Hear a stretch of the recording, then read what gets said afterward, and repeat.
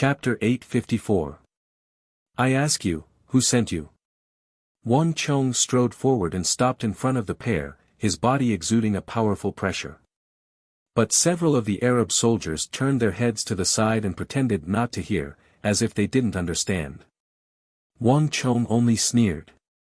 If these people could disguise themselves as Tang people soldiers and sneak into Qixi, they couldn't possibly not understand the language of the Han.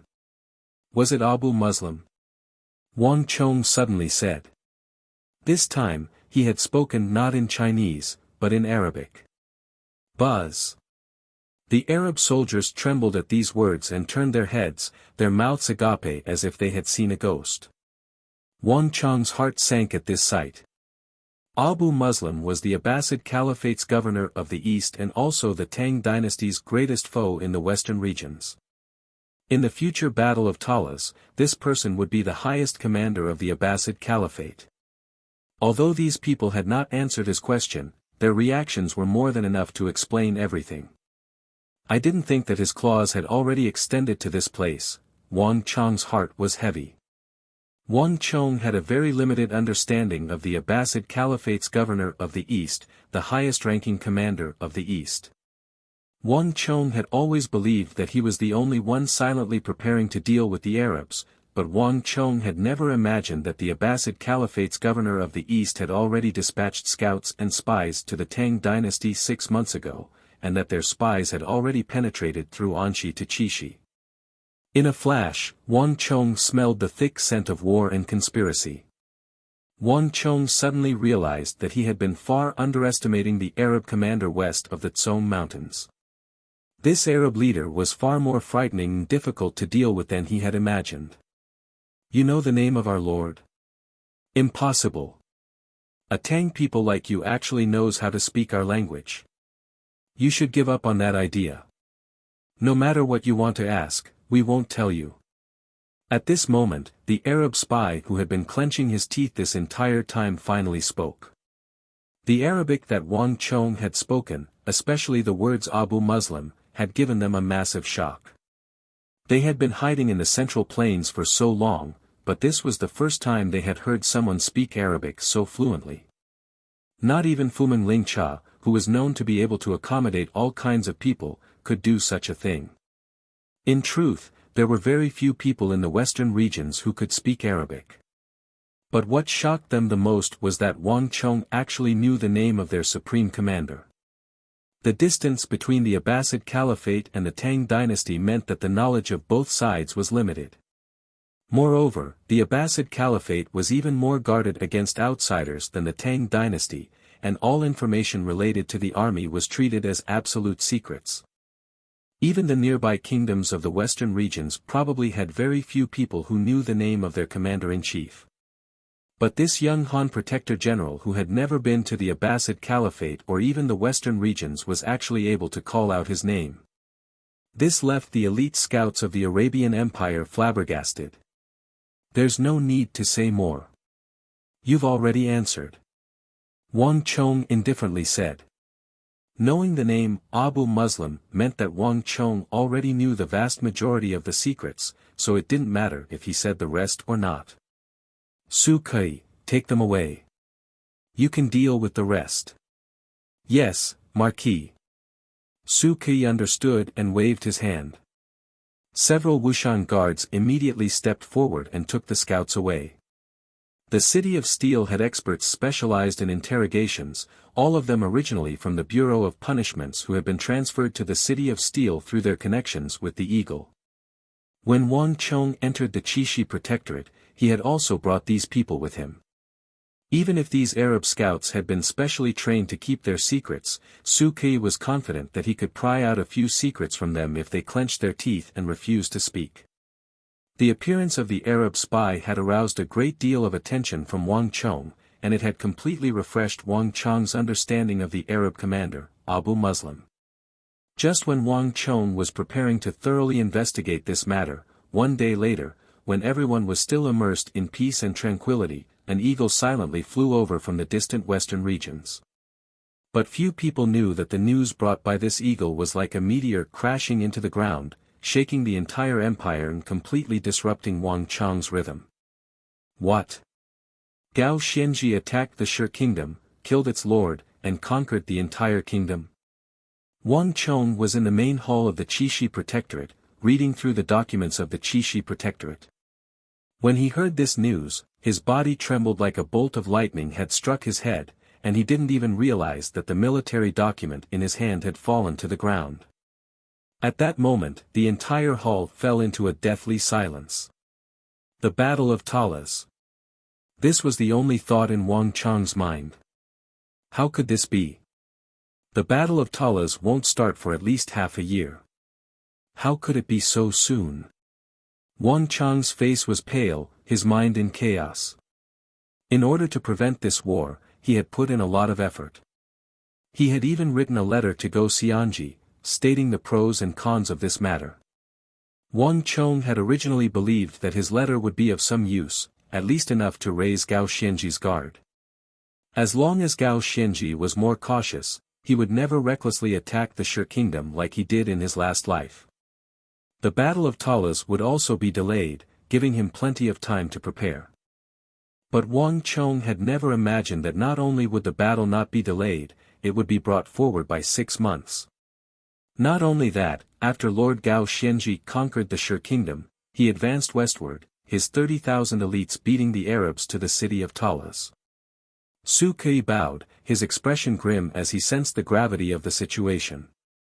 But the Arabs quickly marched east, turning out all their forces to surround the city of Talas. The situation is grave and urgent. The commander of the 4 garrisons of Anxi, Feng Chongqing, has already sent a letter requesting reinforcements. I request Marquis to make the decision. Buzz. Su Kui had barely finished speaking when he heard a boom that caused the entire hall to fiercely sway. Su Kui raised his head, but he quickly realized that this was no earthquake. Wang Chong had fiercely stood up from his seat. His aura surged, and his majestic astral energy filled the entire hall like waves. Even a blind person would be able to sense that Wang Chong's mind was extremely unstable. Marquis, Su Kui subconsciously called out. After following Wang Chong for so long, he had gained the impression that Wang Chong was always a strategist who always had a card up his sleeve. Even in the War of the Southwest, Wang Chong had never panicked. This was the first time Su Kui had seen Wang Chong lose his composure. Bring that letter over. Wang Chong's voice resounded through the hall. Yes. Su Kui stepped forward and respectfully handed over the letter requesting reinforcements from the Anxi Protectorate. I've already given the order. All the intelligence and information related to this battle will be delivered before dawn in 12 hours at most. This night was destined to be a sleepless one for the entire Qixi Protectorate. The hall was brightly lit, and Wang Chong uneasily paced back and forth. All the generals, whether they were Li Sai, Su Kui, He Beiyi, or Su Yiqin, had been summoned. By daybreak, all the information had been gathered. For this reason, Wang Chong had even personally written a letter to Feng Chongqing, who had been left behind in the western regions, asking for the details of the matter. Wang Chong finally understood the truth behind this massive upheaval. Gao Xianji had led his army to attack the Shi kingdom, slaughtering its officials, and then crossing the Tsong mountains to advance west and occupy the city of Talas. In the end, he had been surrounded by the armies of the Arabian Empire. This series of events that had shaken the western border was far more complicated than imagined. Wang Chong's letter truly had been effective. Upon receiving it, Gao Xianji had become much more cautious. If everything went as expected, Gao Xianji would have to wait several months before attacking the Shi kingdom. But an unexpected piece of news had completely disrupted Gao Xianji's tempo, forcing Gao Xianji to take a series of swift actions, including attacking the Shi kingdom and crossing the Tsong mountains to occupy the city of Talas. The king of the Shi kingdom had colluded with the Arabs, and the two countries had agreed to work together to attack the Anxi Protectorate in a few months. This news had caused Gao Xianji to change his mind and strike first, triggering this massive upheaval. How could it be like this? Wang Chong gripped the letter and mentally sighed, unable to speak for a long time. Pull one hair and move the whole body. A butterfly flapped its wings, stirring up a storm and massive waves on the boundless sea. The current situation was completely different from what he had known. Wang Chong had always believed that Gao Xianji's sudden attack on the Shi kingdom would be the same as in history, a calamity brought about by greed. But after reading the reason for Gao Xianji's attack, not even Wang Chong could find a single word of blame. Wang Chong had never known that the Shi kingdom was colluding with the Abbasid Caliphate to deal with the Anxi Protectorate. Wang Chong also could not determine if this was because of some hidden information from his last life or simply because of the butterfly effect. But there was one thing that he could be sure of. Once he confirmed that the other side was working together, he would strike first, taking the initiative to attack before the other side could fully prepare. This was the most correct method for a famed general. Gao Xianji's method could not be faulted, and if it were Wang Chong, he would definitely have done the same. And if Arabia was colluding with the Shi kingdom, once Gao Xianji captured the Shi kingdom, the Arabs would definitely send reinforcements. Rather than passively waiting, it was better to attack to the end. He could actively obstruct the Arabs, and he could also keep the war out of the country, lessening the effects of this war on the western regions. If everything went smoothly, after the war, the Shi kingdom could be incorporated into the Tang dynasty's western regions, which would only be beneficial to the Tang dynasty.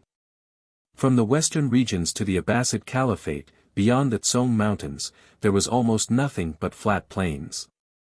From a military standpoint, the most strategic location in the region was undoubtedly the city of Talas. Gao Xianji was a famed general of his generation, famed for his blitzkrieg tactics. There was no doubt that he had keenly sensed the special value of the city of Talas. Thus, after capturing the Shi kingdom, he had marched 1,000 li to occupy Talas.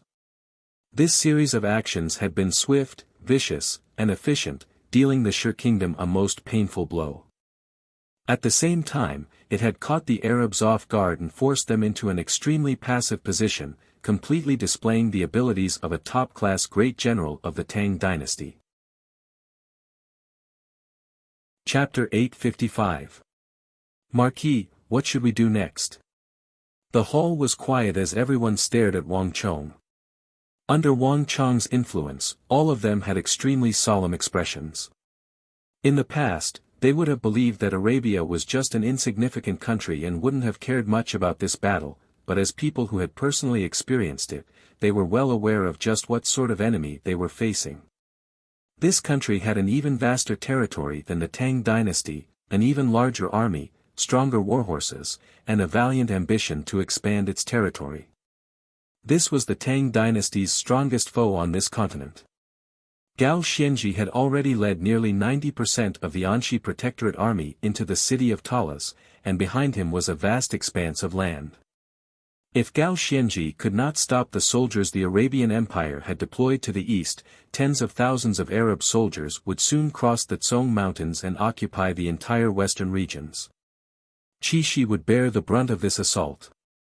Once Qixi fell, all of Longxi and the interior of the Tang dynasty would be threatened. For the first time in history, the Arab army was at the gates of the Central Plains. Everyone would feel the intense threat of this distant country. All of them had clearly understood this point from Wang Chong's calculations on the sand table. Wang Chong said nothing, only closed his eyes and began to think. This battle had occurred too suddenly and too quickly. He needed to calm his mind and think. There were still too many preparations that had not been completed, and the sudden outbreak of the Battle of Talas had completely disrupted his plans. Li Sai, pass on my order. Open the Qixi armory. After some time, Wang Chong finally opened his eyes, which were bursting with a dazzling light. Boom! After a while, with a roar of steel, the long-sealed Qixi armory suddenly opened. Sunlight shone down and finally shone into the largest armory at the border. The ballistae, forged by the Ministry of Works and stamped with the imperial seal of the imperial court, finally saw the light of day after 10 some years of being covered in dust. Stop! You can't do this. Without a written order, no one is allowed to enter. Stop right now, several guards of the Qixi armory shouted, but no one paid attention to them. As the saying goes, when a general is outside, the ruler's orders are not to be obeyed. Things can be done according to tradition, but they can also be done according to authority. As a general, one should be able to adapt to circumstances. Now that the war was imminent, these ballistae were the best weapons of war, able to maximize the power of the Tang dynasty. In the past, the successive generations of Qixi protector generals, including Fulman Linta, had all scrupulously abided by this rule, not daring to violate it. However, Wang Chong was different. He would not rigidly adhere to the old rules. Boom! As Wang Chong led his army into the Qixi armory, the Stone of Destiny's cold voice resounded in Wang Chong's mind. Special event, Destiny's Choice. With this voice, light and shadow began to shift. Rumble. A massive city began to rise from the ground, with this city as the boundary. On one side were tens of thousands of black war banners, and on the other was a vast sea of yellow dragon banners. The moment the two sides met, they immediately began to fight. Translated by DXHCOXD, edited by DXHCOXD. Wang Chong's heart paused, and he immediately stopped. The wheels of history slowly turn. No matter how many tributaries it passes, it will eventually return to its original course. One mountain cannot accommodate two tigers, and the same continent cannot have two massive empires at the same time. This is a war that cannot be avoided. Of the two empires, only one can proudly roar at the summit of the world, while the other will rapidly decline, falling into the twilight years of a lion. Upon hearing these last words, Wang Chong's entire body trembled. But all of this was far from over. A lion that has lost its claws and teeth is like an eagle that has lost its wings. This is the twilight years of a lion, and it is also the choice of destiny. As the controller of destiny, Host has one and only special treatment.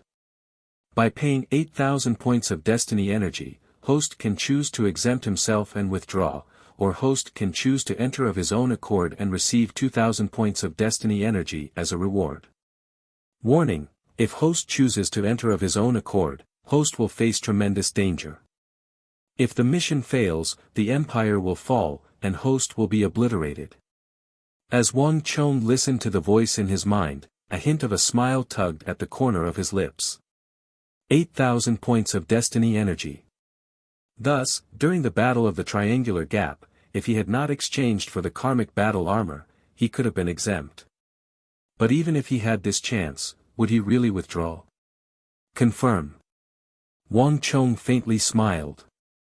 Without the slightest reluctance, he instantly stepped into the Qixi armory. Flap flap flap. The black eagle flew over the mountains, scattering in every direction. The situation at Talas had not only reached Qixi, but also the capital, where it sparked a fierce debate in the imperial court. Your Majesty, we should immediately send out soldiers to reinforce Lord Gao Xianji. 30,000 elite soldiers trapped is no small matter. If the Anxi Protectorate army is defeated, Suiye, Shul, and the other 4 garrisons of Anxi will also fall, and all of Anxi will fall. We should immediately send reinforcements to Anxi. In the imperial court, several generals were passionately complaining about the severity of the situation. Absurd. Just as they finished speaking, a minister on good terms with the Prince of Qi immediately stepped forward and sternly rebuked them. Gao Xianji is a godly strategist. Ever since he joined the army, Lord Gao has won almost every battle in the western regions. Now that the Shi kingdom has fallen, Lord Gao has led his army west and smoothly occupied Talas. With Lord Gao's abilities, it won't be long before he defeats the Arabs. What need is there to talk about sending troops now? Have all of you lost your minds? Although King Qi and the King of Song had always been on bad terms, and the two factions had always argued in the imperial court, neither side willing to give in to the other.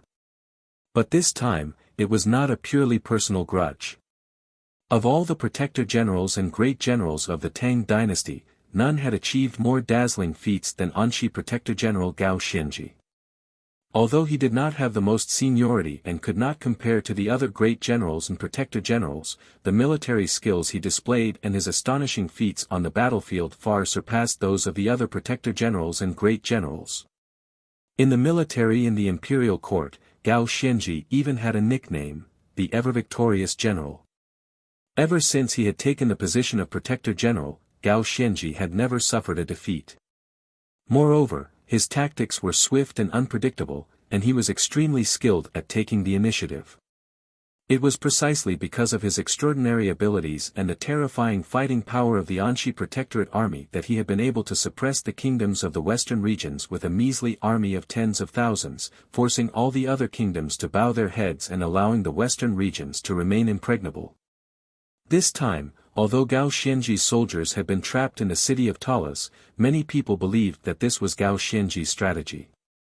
In the end, Gao Xianji would still defeat the Arabs and emerge victorious. After all, similar situations had occurred before, and they were not rare. Gao Xianji had always defeated the strong despite being outnumbered, proving his ability. Moreover, Arabia was just a trifling country. But this time is different. This request for reinforcements was sent by Gao Xianji's deputy general, Feng Changqing.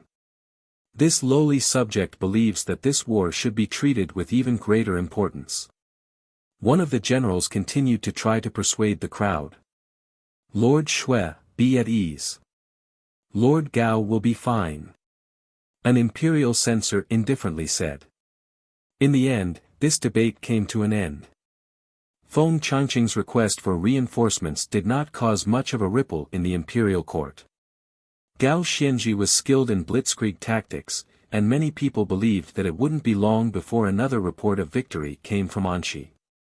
But 10 days later, when a request for reinforcements came from the western regions and Gao Xianji's soldiers were still trapped in Talas, everyone finally paled. Even the slowest of people could tell that this time was different from the past.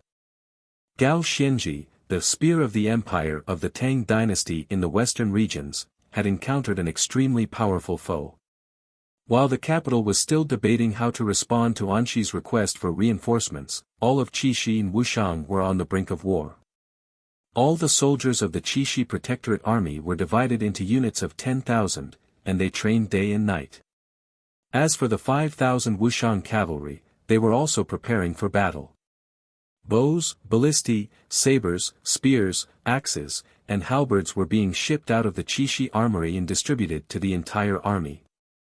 The entire Qixi Protectorate had a ballista and 200 ballista bolts in units of 5, quickly forming a ballista army of 2,000 ballistae.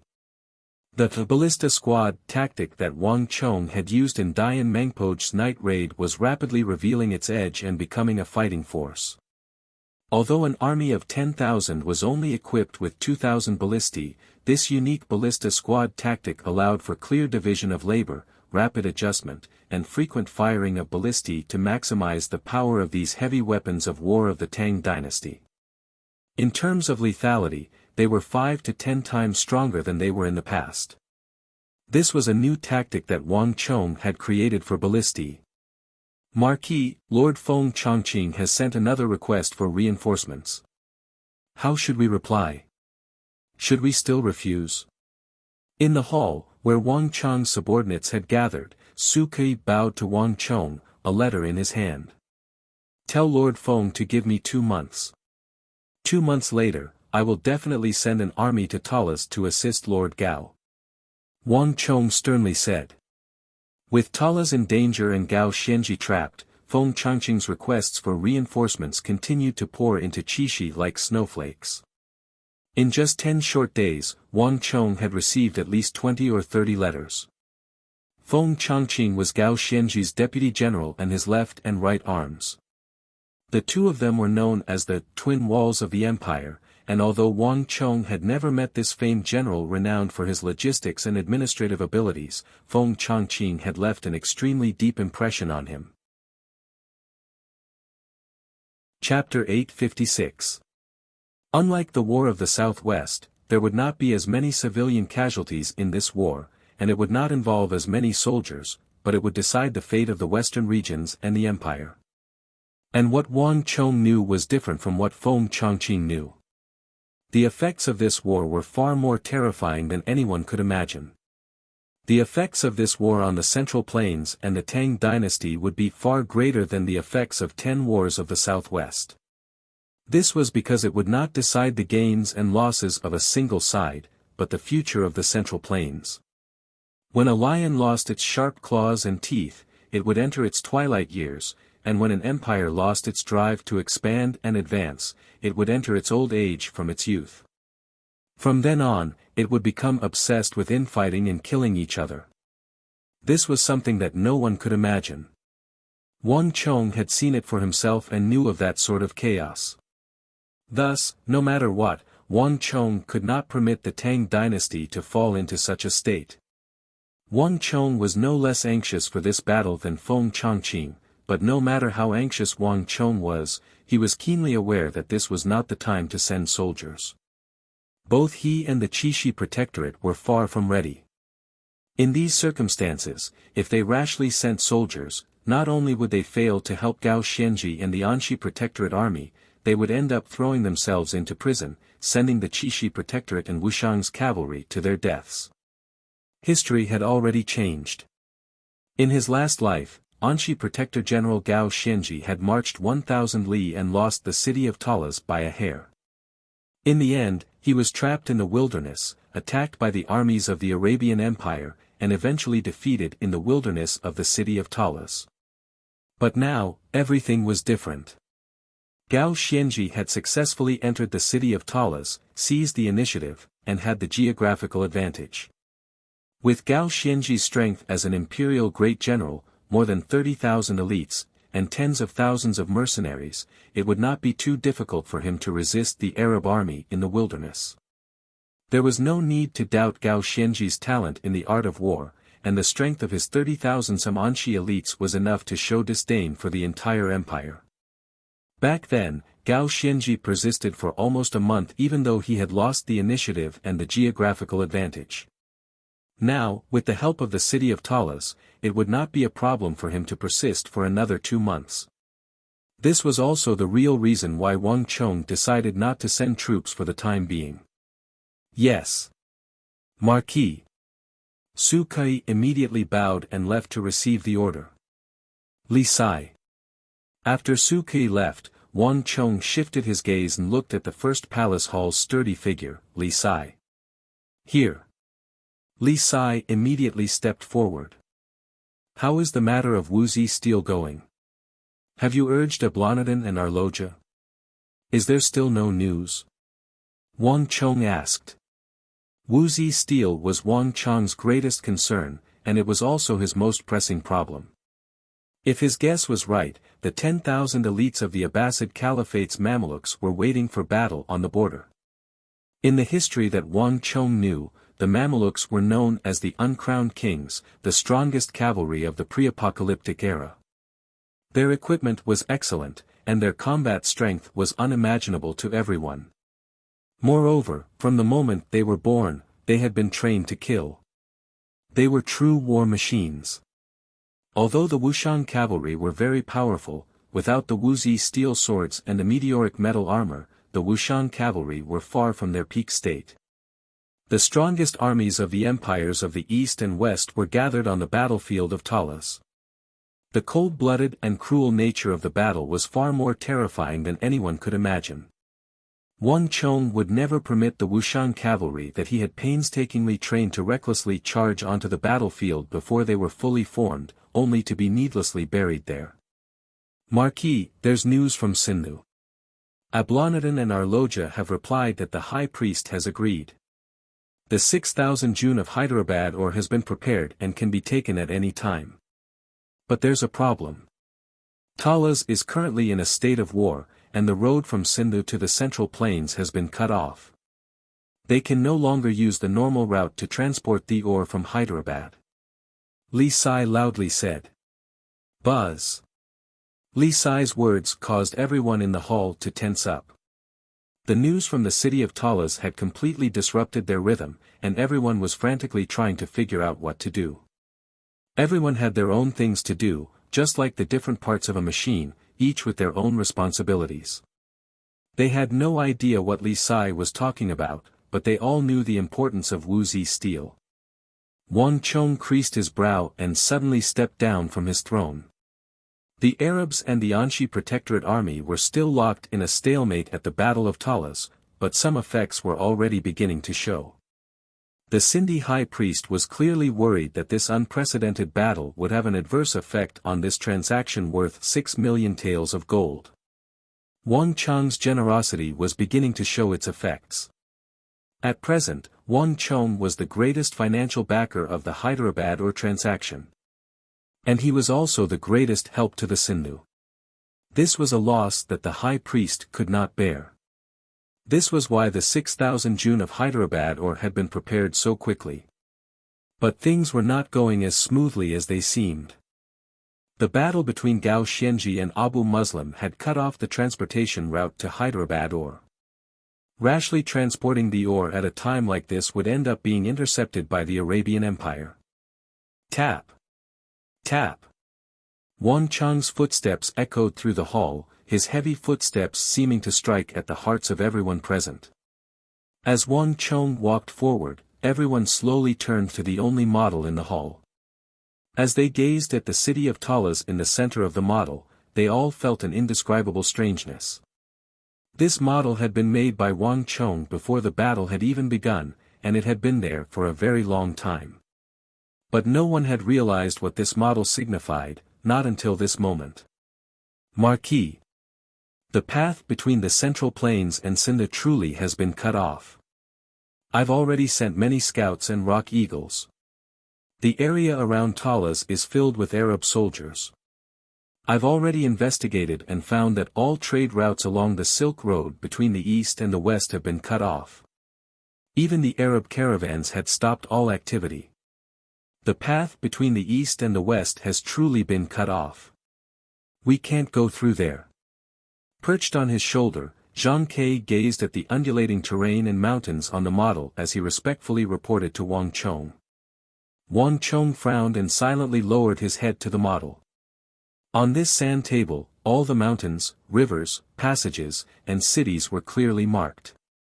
This was the result of a large number of scouts, a great deal of time, and all sorts of meticulous methods. Just as Zhang Ke had said, the geography of the city of Talas was extremely unique. This had once been a hub for trade routes between the east and the west, but after the war, the Silk Road had been cut off, leaving no path between the two. Even if Sindh had agreed to Wang Chong's request, the 6,000 June of Hyderabad wouldn't have been enough. No. Wang Chong's eyes flashed as he suddenly said, the path hasn't been cut off. The passage hasn't been severed. There's still another passage between the Great Tang and Sindhu. Ah! Everyone was stunned by Wang Chong's words. How could that be? I've already investigated. All the trade routes have stopped. There can't be another path. Zhang Ke said in shock. It wasn't that he didn't believe Wang Chong's words, but that he had been racking his brains and expending a great deal of resources and manpower to find another path, but all his efforts had ended in failure. In addition, merchants valued profit. If there was another path, he might not know about it, but these merchants would definitely know about it. The hall was quiet as everyone looked at Wang Chong. Swish. Wang Chong said nothing, only took a small red flag and inserted it into an inconspicuous position on the sand table. Everyone was dumbstruck by the location of this red flag. Zhang Ke's eyes went wide, his mouth agape, but he couldn't say a single word. The Uzan Plateau. No one had expected Wang Chong's flag to be inserted into the territory of the Uzan Empire. He actually wanted to use Uzan to transport the 6,000 June of Hyderabad ore. Even the boldest person would not dare to imagine such a wild and unconstrained train of thought. It doesn't matter that the Silk Road has been cut off. Li Sai, informed Sindhu. Tell them to pass through Greater and Lesser Balor to the north of Sindhu and use the Uzun Empire to transport the 6,000 Jun of Hyderabad ore. In addition, take 2,000 Wuxian cavalry and pass through Greater and Lesser Balor to provide support. Wang Chong said firmly. Yes. Marquis. Li Sai said without hesitation. He had never doubted Wang Chong's decisions. Behind him, the people in the hall were still immersed in intense shock, but gradually, they seemed to understand something, and pensive looks appeared on their faces. To pass through northern Sindhu and pass through Greater and Lesser Balor, as well as the Uzun Plateau to transport the Hyderabad ore was a path that even the craziest merchant would not dare to imagine. The reason was simple. Not only was the road rough and bumpy, it also passed through the most dangerous territory of the Uzun Empire. The cavalry of the Uzun Empire would not only plunder Longxi, but also plunder merchants traveling between the east and west. One of the reasons the Tang dynasty had established a protectorate in Qixi and stationed an army there was to prevent the plundering of the Uzun Empire. No merchant would be crazy enough to send their goods into the territory of bandits. But the Battle of the Triangular Gap had completely altered the structure of Qixi. Dian Mangpoj had died in battle and Dusong Mangpoj had fled in defeat. The northern border of the Uzun Plateau no longer had any soldiers that could threaten Wang Chong's plans. Wang Chong's idea seemed bold, but it was actually the most appropriate. Chapter 857. Wang Chong had no idea what the others were thinking. The sudden war between Gao Xianji and the Arabs had completely disrupted his plans, and there were far too many things he needed to take care of. What he needed to worry about now was far more than just Wuxia steel. Qing Sanyuan, what did Hulayeg say? Has he still not resolved the matter of the fourth prince? I can't give him any more time about the warhorses. I need his answer now. Wang Chong turned his head and said. Hulayeg had gone to Mount Sanmi of the Western Turkic Khaganate, so Wang Chong had left the matter of the fourth prince to Qing Sanyuan. Replying to Marquis, Hulayeg has sent a letter saying that Ishbara Khagan had already made his preparations, but there was a sudden change. As for the fourth prince, I'm afraid that we won't be able to proceed as planned. Qing Sanyuan hesitantly said. Oh. Wang Chong's brow creased, and then his eyes flashed as he sneered. Is it because of the Battle of Talas in the western regions? Yes. Qing Sanyuan lowered his head after a moment's hesitation, but in the end, he still chose to speak the truth. Qixi was currently in need of manpower and soldiers, and Hulayeg's failure at Mount Sanmi was clearly not good news. It seems like the Turks still haven't gotten used to the rules they should follow when dealing with me. No matter what the outcome of this battle is, they won't have a single chance. Cavalry, cavalry. A cavalry without a horse is just an infantry.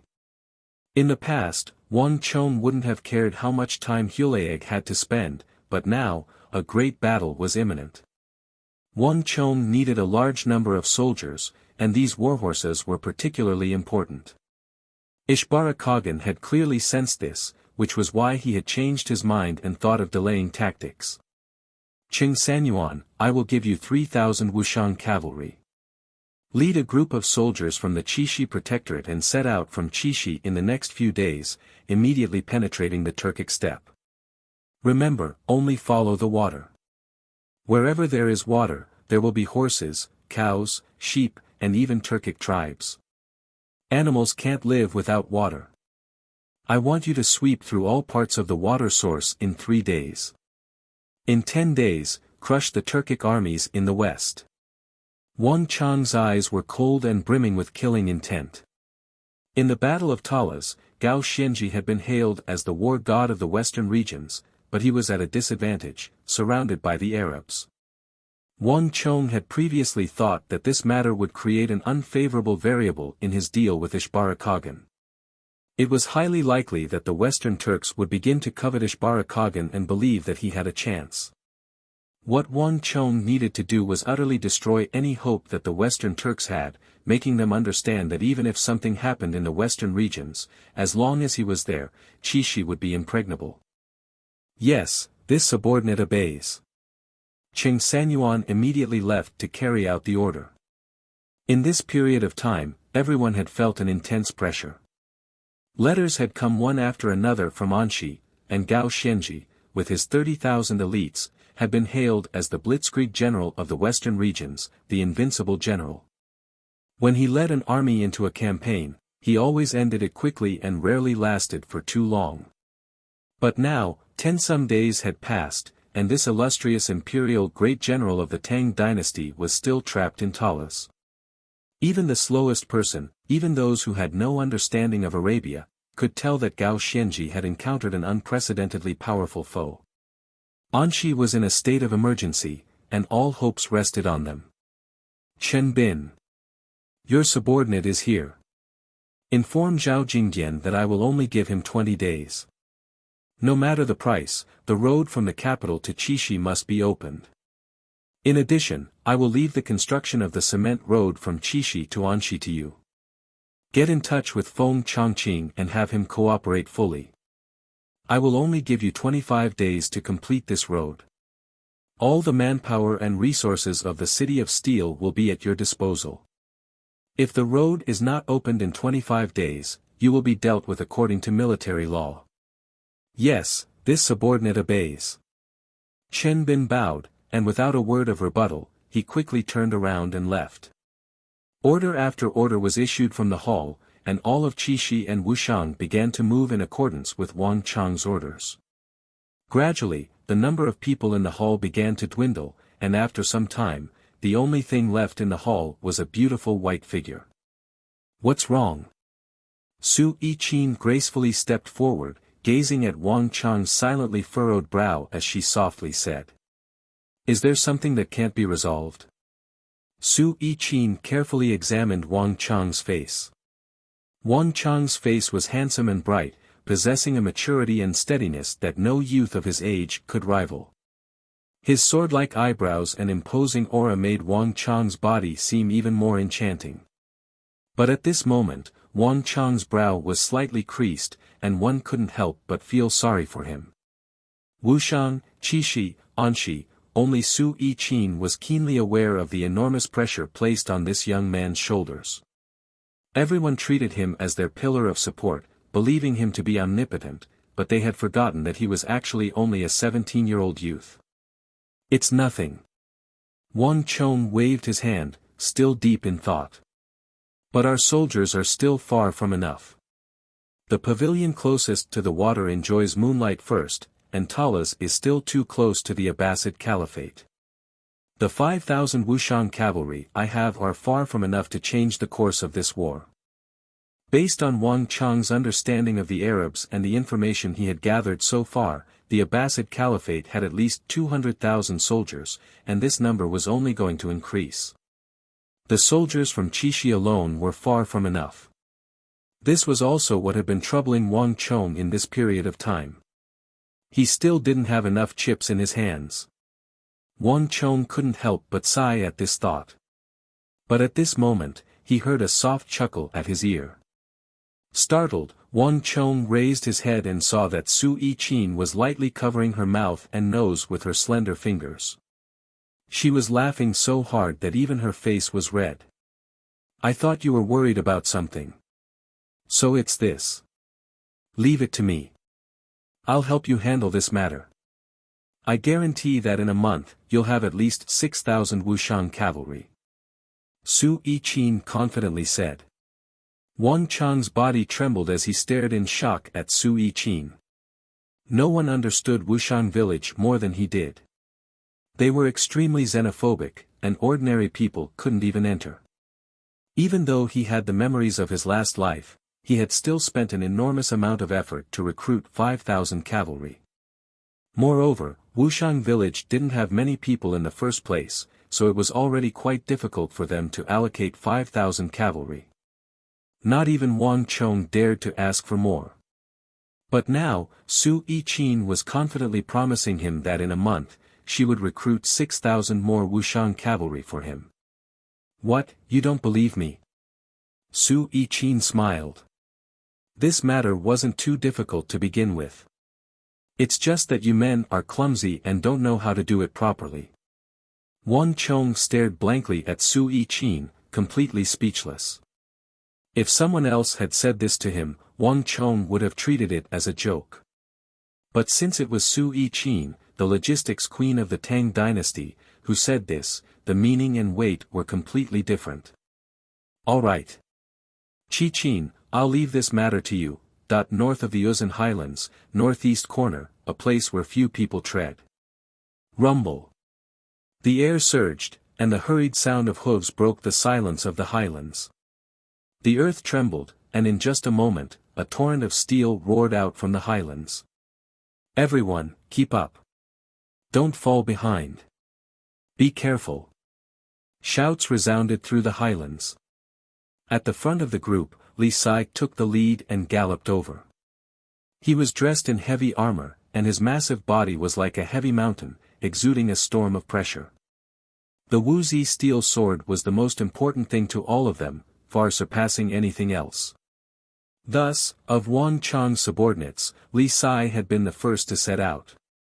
Dispatching his number one general was enough to show how much importance Wang Chong placed on this matter. Is everyone here? Take a head count. In addition, carefully inspect your weapons and equipment so that you can deal with any possible battle. Li Sai's voice was like a great bell, resounding over the highlands. Yes, General. The moment Li Sai gave the order, the 2,000 Wuxian cavalry swiftly assembled and finished their preparations. Kong Xian, I'll give you 1,000 soldiers. Set out from here, through Greater and Lesser Balor, and penetrate deep into Sindhu to provide support for the caravans transporting the ore. There's no need to say how much importance Marquis places on this matter. Nothing can be allowed to go wrong. Understood? Li Sai's gaze was sharp. He turned his head and looked at a deputy general beside him. This person was called Kong Xian, a person that Li Sai had unearthed while leading troops. He was calm, determined, decisive, and had good judgment. He was able to assess the situation and make the most correct decision. Li Sai sensed the talent in him and brought him along. He gave him military books and strategies, as well as everything he had learned. After experiencing several major battles, Kong Xian had already matured into Li Sai's strongest deputy general. This was also why Li Sai had transferred him over for this operation. General, be at ease. This general swears to complete this mission to the death. Kong Xian dismounted and knelt on the ground, his face determined. There's no need to say anything else. Go. Li Sai waved his hand. With these words, Kong Xian quickly mounted his horse and led the 1,000 Wuxian cavalry toward Greater and Lesser Balor and Sindhu. Li Sai led the other 1,000 soldiers and stood on the plateau, watching Kong Xian and the others leave. Only after a long while did he regain his composure. All other soldiers, hear my order.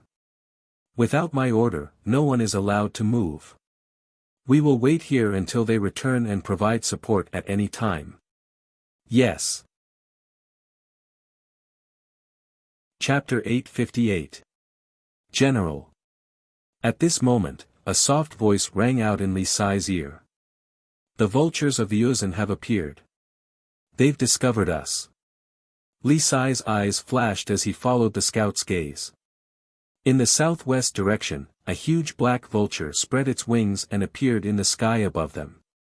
It circled around in circles, obviously spying on them. Even farther away, a black silhouette on a warhorse was standing on the horizon, watching them from a distance. From his attire, he was clearly an Uzan cavalryman. There's no need to worry. Let him be. Li Sai only glanced at him for a moment before quickly turning his head back. There's no one in the northern border of the Uzan that can threaten us now. After saying this, he stared to the northwest like a god of war, silently waiting. To the northeast of Chishi, across a long, curved border, one would venture deep into the Turkic steppe. Rumble. Almost at the same time as Li Sai set off, Cheng Sanyuan led the 3,000 Wuxian cavalry through the most fertile areas of the steppe. The Wuxian cavalry rarely ventured deep into the Turkic steppe, so Qing Sanyuan had brought 3 guides with him this time. "Milord, it's just up ahead. Tensum Li is an oasis. The people of the Gully tribe often bring their cows and sheep there to drink." A thin Hu on a warhorse pointed ahead. "All soldiers, move out." A cold light flashed in Qing Sanyuan's eyes as he pointed his sword forward. In an instant, tens of thousands of troops surged forward, brushing past Qing Sanyuan and charging forward.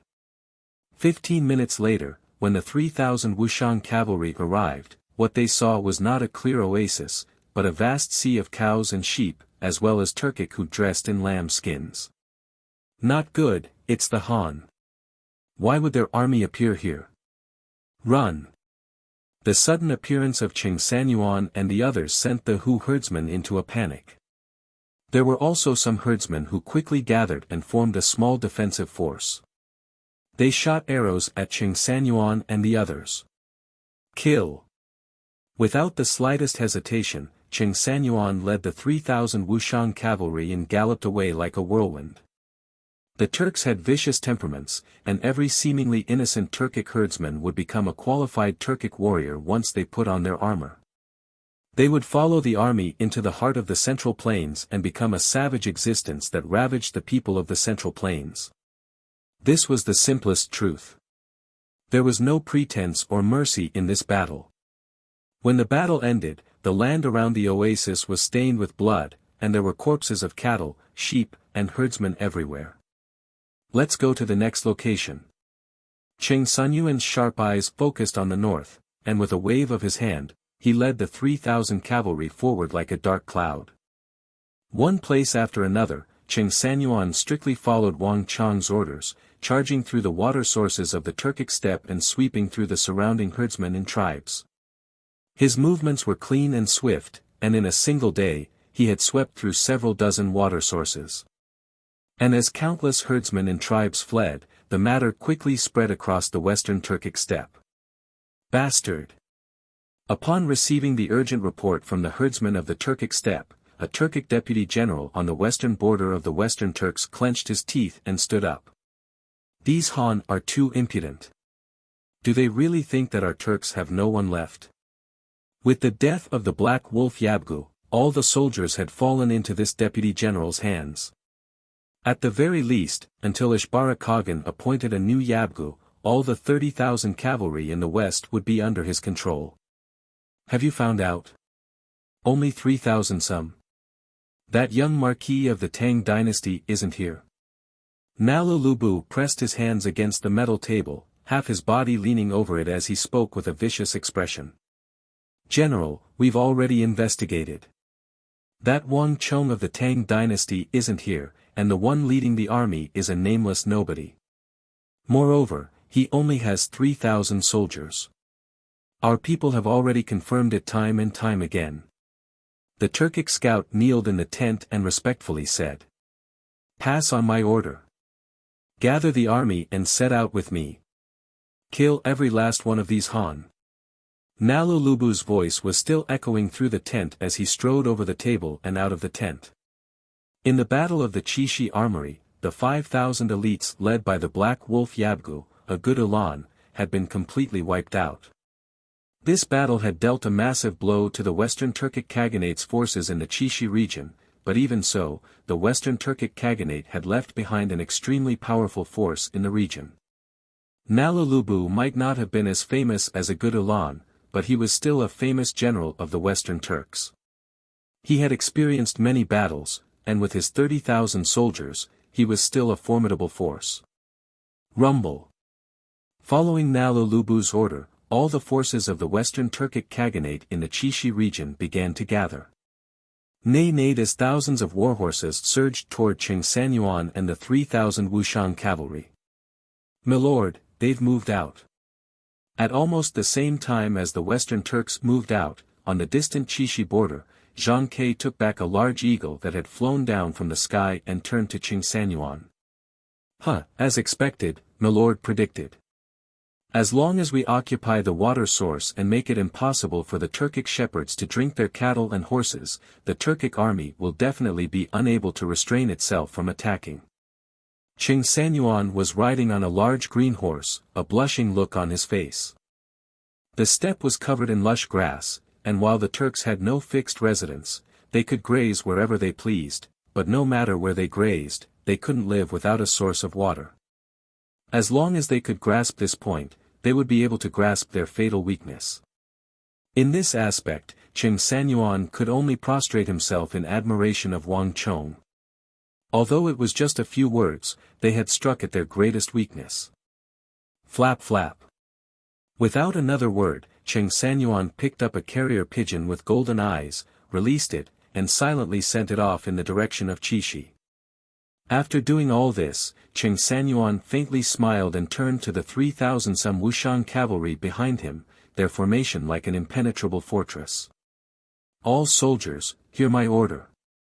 Prepare for battle. A little more than 2 hours later, the earth suddenly began to rumble. In the distance, one could see a cloud of dust rising from the horizon and countless pieces of grass drifting into the sky. In the distance, one could see a faint black line wriggling as it charged toward the Tang army. A woo! The wolf pack howled, and a huge war flag quickly rose from the opposite horizon. On the black flag, a picture of a grey wolf fluttered in the wind. The Turkic army. The Turkic army that had been garrisoned in the Qixi region and posed the greatest threat to the Tang dynasty had finally caught wind of the news and rushed over. All soldiers, get ready. Charge! Charge! While the 30,000-some Turkic soldiers were still very far away and in disarray, Qing Sanyuan suddenly smiled and waved his hand. Leading the 3,000 Wuxian cavalry in a fearless charge, they were like a reef in the midst of a massive wave. Clang clang clang. As they charged, one after another, war halos shot out from beneath Qing Sanyuan and the others' feet. In the blink of an eye, tens of thousands of halos gathered together, turning the 3,000-man army into a small fortress. Bastard! Nalulubu's eyes widened at this sight and his blood surged to his head, his entire person enraged. He had brought more than 30,000 soldiers, more than 10 times the number of his foes, but this nameless pawn of the Tang dynasty had actually dared to attack him. Kill them all. Leave none alive. Nalulubu ordered. Not only did the 30,000 soldiers not slow down, they even began to charge forward. The distance between the two sides continued to close, boom. With a heaven-shaking boom, the 3,000 Wuxian cavalry formed into a long arrow formation that fiercely collided with the 30,000 Western Turks. Nay! Ah! Kill them all! Kill them all! As the two armies clashed, countless cavalry were thrown into the air and then dropped to the ground, their blood quickly staining the earth. As countless people looked on in shock, the 3,000 Wuxian cavalry displayed an overwhelming strength. The 30,000-strong Turkic army was routed at the first clash, and the center was quickly pierced through. The difference in quality and quantity was on full display at this moment. In this first clash, the Turks had already lost more than 4,000 men. Bastard! Nalulubu was infuriated. Clang! He unsheathed his saber and pointed it at Qing Sanyuan. Nameless pawn, hand over your life. Nalulubu waved his saber and led his elite soldiers in a charge at Qing Sanyuan. He could already tell that while this great Tang cavalry was astonishingly powerful, the strength of their commander wasn't very high. To shoot a man, first shoot the horse, and to capture the band, first capture the leader. As long as he could kill their commander, the rest would naturally collapse without a fight. Rumble. Seeing Nalulubu move, the other Turkic soldiers immediately followed him. Humph, I was just waiting for you. Qing Sanyuan sneered, a harsh light in his eyes. Rumble. Just when Nalulubu was leading his elites in a charge, the unthinkable took place. Buzz. The 3,000 Wuxian cavalry split into units of 100, and like fireworks, they divided themselves into 30 smaller groups and began to cut and slash at the Tang soldiers. The center of the Turkic army had already been routed, and now it was in complete disarray. Nalulubu was caught off guard, his face filled with confusion, and his warhorse unconsciously slowed down. But before he could come to his senses, the 3,000 Wuxiang cavalry suddenly turned back. Not good. Chapter 859. Chapter 853, Slaughter. An earth-shattering scream resounded as the thick stellar energy that had expanded for more than 4 feet around Lulubu's body was swiftly annihilated. After a brief moment of silence, Lulubu's entire body was covered in sword and saber wounds as he fell heavily to the ground. Puff, puff, puff. Countless arrows of blood shot out from his body and the warhorse beneath him. Even in death, Nalulubu's eyes were still wide open, apparently not daring to believe that he would die to the encirclement of 3,000 people. Clang! A Wuxiang horseman charged forward and slashed down with his sword, sending Nalulubu's head flying several zhang into the air. And with Nalulubu's death, the Western Turkic army was thrown into chaos. Kill! Qing Sanyuan didn't hesitate at all. With a command, he immediately seized the opportunity to attack. Nalulubu had been too careless. Although Qing Sanyuan was no famous general, the Wuxiang cavalry behind him were the best cavalry in the world. Wang Chong had used this move to kill the Saint Martial realm Dian Pugiel at the Zhangzheng recruit training camp on the Yuzhen Plateau, and this was only Nalulubu. Without Nalulubu as commander, the Western Turkic army still had 20,000 some soldiers, but it was no longer capable of organizing an effective counterattack. Kill! By the time Heba Yi and his 8,000 soldiers arrived from another direction, the outcome of this battle had been decided. When the news of the defeat reached Mount Sanmi, the entire Kaghan court was shaken. To the south of Qixi, along the Silk Road that led to the capital, a wide cement road stretched out like a belt of jade, passing through numerous mountains and extending for thousands of kilometers toward the western regions. At the end of this road, tens of thousands of craftsmen worked like a swarm of bees. At the very front of this group, Zhao Jingdian and several nobles of the capital and the elders of the great clans stood side by side, supervising the work day and night. Flap flap flap. A messenger pigeon flew down from the sky, and Zhao Jingdian extended his right hand to catch it. With just a glance, Zhao Jingdian's eyes immediately turned solemn. It's Marquis's letter. Zhao Jingdian opened the letter, glanced at it, then put it away and walked forward. He stopped in front of a well-dressed old man. Mr. Su, how far are we from Wuxiang? Zhao Jingdian asked. It's not far now. In fact, we could have reached Wuxiang not too long ago, but according to master's orders, we widened the road and strengthened the hardness of the cement road to allow it to carry more weight. But if there are no accidents, we should be able to reach Wuxiang in 20 days at most. The old man replied.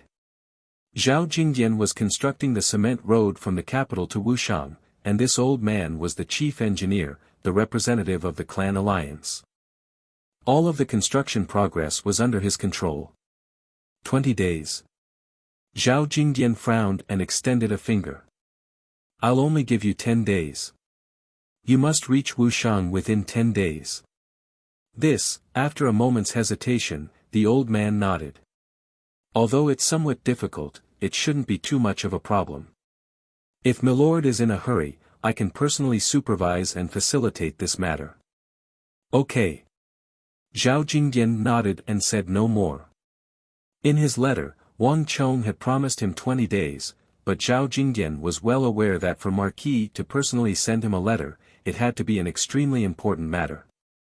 Thus, Zhao Jingdian had given 10 days. I hope that I can help Marquis as much as possible. Zhao Jingdian said to himself. The cement road leading to the western regions was in full swing, and at the same time, the countless chimneys of the central plains were spewing out black smoke. All the smithing clans, smiths, and smiths were working at full speed, madly constructing the various steel modules required for Wang Chong. If one looked down from the sky, one could see that the hundreds of thousands of smiths and smiths of the Central Plains were madly working to forge steel. It was a majestic sight to behold. Load all these steel modules onto the carriages. I need all of you to move them to Chishi as quickly as possible. As for profits, there's no need to worry. The client this time is the Wang clan of the capital, a clan of ministers and generals most trustworthy. The buyer is none other than the young marquis personally conferred by the Holy Emperor. In Jingnan, outside an ancient-styled estate of a great clan, a refined steward dressed in azure robes was urging a caravan to load the steel modules onto the carriages. With the experience of forging for the first time, the speed at which these swordsmithing aristocratic families forged was much faster. Save it. Chishi Protector General, our Tang dynasty's 8th great general. Who in the Tang dynasty doesn't know of him? Relax. I don't need to worry about that. Outside the estate, the muscular caravan leader chuckled and made a gesture. With a wave of his hand, this caravan of 10 some carriages set off for Chishi. From east to west, from south to north, tens of thousands of such caravans dragged countless steel modules toward Chishi day and night. With a single order from Wang Chong, the entire Tang dynasty was at his beck and call. Time slowly passed, and 8 days later, when a wide cement road, more than 2 zhang long, reached Wuxiang, the entire city of steel was abuzz. Cement road. Cement road. Everyone, look. A new cement road is coming. Ah, let me take a look. Unbelievable. What a strange thing. It's really as hard as stone. The city of steel was cheering as tens of thousands of craftsmen flooded out of the city. A new road had appeared in the Tang dynasty. It was made from soft sand and lime, but it was as hard as stone and could withstand several dozen tons of weight. Even a warrior with the strength of 1,000 jin would find it very difficult to damage it. This news had already spread throughout the entire Tang dynasty. Moreover, this new cement road was being built from the distant capital to Wuxiang. This news had already spread through the city, and everyone was eagerly awaiting it. Lord Zhao, welcome back. Countless fireworks soared into the sky. At the very front of the thousands of craftsmen, Master of Architecture Zhang Shouji had personally come out of the city to welcome Zhao Jingdian. Venerable Senior Zhang, we meet again. Zhao Jingdian clasped his hands and smiled. The two of them had fought side by side in the War of the Southwest and were old acquaintances. That's right, where is Marquis? Marquis has already gone to Chishi, but even if you went there, you probably wouldn't be able to find him. Zhang Shouji had his hands tucked into his sleeves, a faint smile on his face. Oh, how could that be? Zhao Jingdian's eyes widened in surprise. He had worked day and night on the Silk Road precisely so that he could reach Wuxiang a little earlier and meet Wang Chong. But to his surprise, the situation was completely different from what he had expected. In the Battle of Talas, everyone has placed their hopes on Marquis. How could Marquis possibly sit still at a time like this? Zhang Shouji saw through Zhao Jingdian's confusion and smiled. In addition, don't ask me about Marquis's whereabouts. Not even I know. Marquis is a very careful thinker, and his thoughts are not something we can speculate on.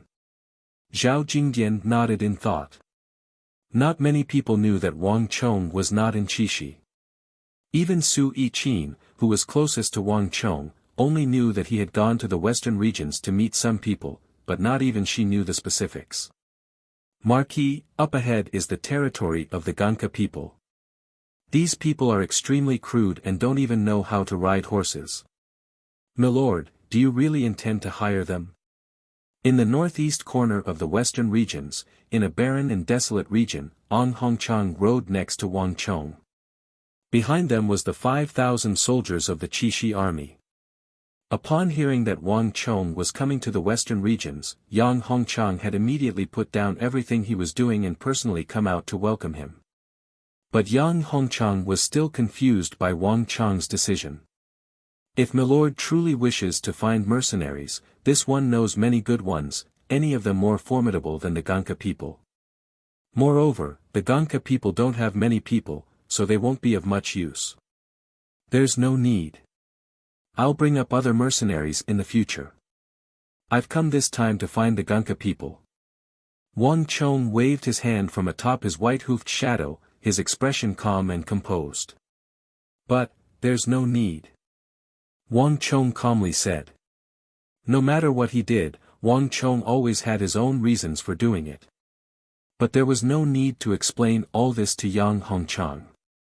Marquis, the scouts up ahead have reported that there are people blocking our path. They should be the Ganka people. At this moment, a Han general galloped up and whispered into Wang Chang's ear. This general looked similar to Wang Chang's personal guards, but he was wearing the armor of the Qixi Protectorate. Under the leadership of Foman Linta, there weren't many Han who could reach the rank of general in the Qixi Protectorate. Wang Chong had only found this general through the name list of the Qixi Protectorate. This person was called Xue Qianjun. He was originally a commandant who had served the Qixi Protectorate for 15 years. Even though he had made many contributions, he had never been promoted. After Wang Chong found him, he made an exception and promoted him to a general, commanding the Han soldiers of the Qixi Protectorate. As the Qixi Protector General, Wang Chong wielded unimaginable authority. For an exception to promote a commandant to a general, Wang Chong didn't even need the approval of the royal court or the Bureau of Military Personnel. All he had to do was to write a letter and report it to the royal court. Oh. Don't clash with them yet. Wait for me. Wang Chang's eyes flashed, and he suddenly patted his steed and galloped toward the source of the conflict. In just a few breaths, Wang Chong immediately saw the enemies that Xue Qianjun spoke of. These were the typical natives of the western regions. Compared to the burly natives of the western regions, they were much shorter, only around 6 to 7 chi tall. Their bodies didn't look as muscular, and they were covered in dust as if they hadn't bathed in 6 to 7 years. Even their hair was matted. But the most unbearable of all was the stench emanating from their bodies. When Wang Chong was still 6 to 7 zhang away, he could already smell the stench. Chapter 860. But even so, no one dared to underestimate these Ganka people. Even the scouts from the Qixi Protectorate sent by Wang Chong were very cautious, not daring to act rashly. The reason was very simple, their eyes. Even though their clothes were ragged and they reeked like beggars, these Ganka people had a pair of extremely fierce and terrifying eyes, like those of hungry wolves. Anyone who saw these eyes would have no doubt that these people were extremely dangerous. They could sacrifice their lives for an insignificant target at any time, fighting fiercely with you and dying together with you. They really are just as the legends say. The corners of Wang Chang's lips curled up slightly. Instead of being alarmed, he was delighted. The Ganka people were the most marginalized small tribe in the western regions, and they were known as the filthy wild boars. But in Wang Chang's understanding, they had another name that would resound throughout the western regions, the King of Mercenaries. This was the most vicious, most battle-hardened, most loyal, and most reliable mercenary tribe in all the countries of the western regions. Just like the soldiers of the Mamelukes, they were known as the King of Soldiers and King of Slaughter of the Abbasid Caliphate. They were machines born for war. The Ganka people were known as the filthy wild boars. They lacked water, food, and clothing. They lived in the most barren areas, and they were discriminated against and oppressed by various tribes. It was precisely this environment that created their fierce, wolf-like character. Because of the barren resources, they had no weapons or armor, and they couldn't afford to raise war horses. As a result, in the eyes of the countries of the western regions, they were weak, unsuited for war, and unsuitable for employment. Especially in the western regions, where cavalry was the main force, the Ganka people couldn't even afford to raise war horses, which was extremely fatal. As a result, no one would hire Gonka people. Because of this, the Gonka people were always struggling on the edge of life and death. In the western region where competition was fierce and survival was cruel, many small tribes like this disappeared every year. But in the end, the Gonka people relied on their own tenacious struggle to survive. Moreover, they relied on one cruel and intense battle after another. Their strong and indisputable performance earned them the title of King of Mercenaries. They were loyal and reliable. Their style of fighting to the last man and never retreating won everyone's respect and recognition. In this war, just the 5,000 Wuxian cavalry and the soldiers of Qixi were far from enough. Wang Chong needed a large number of mercenaries, and they had to be loyal and reliable. They were not like the Karluks. Although they were now known as the strongest mercenary tribe in the western regions, they would betray them at any time for the sake of a small profit. This was not what Wang Chong wanted. The more such mercenaries he recruited, the more harm he would suffer in the end. In Wang Chong's eyes, of the countless mercenary tribes in the western regions, only the Gonka people were truly reliable and could serve as his right and left arms. Congratulations to user for unlocking the mission King of Mercenaries. The Gonka people are small tribes of the western regions. They are known as filthy wild boars, the future King of Mercenaries. They are despicable and live like worms on the edge of the harsh environment, but they are proud and suspicious of all outsiders. If you want to truly obtain their help, you must make them feel true respect from the bottom of your heart. They will be your most honest allies in the future, never betraying you, never becoming your enemy. Mission success will be rewarded with 1,200 points of destiny energy. Mission failure will result in a deduction of 4,400 points of destiny energy. Note, this mission is dangerous. If you let the Gonka people feel your contempt, they will become your mortal enemies for life. Then, everything became silent. There was no more sound. Wang Chong's eyes widened as he reined in the reins, inwardly astonished. The Stone of Destiny would actually issue a notice at a time like this, interesting.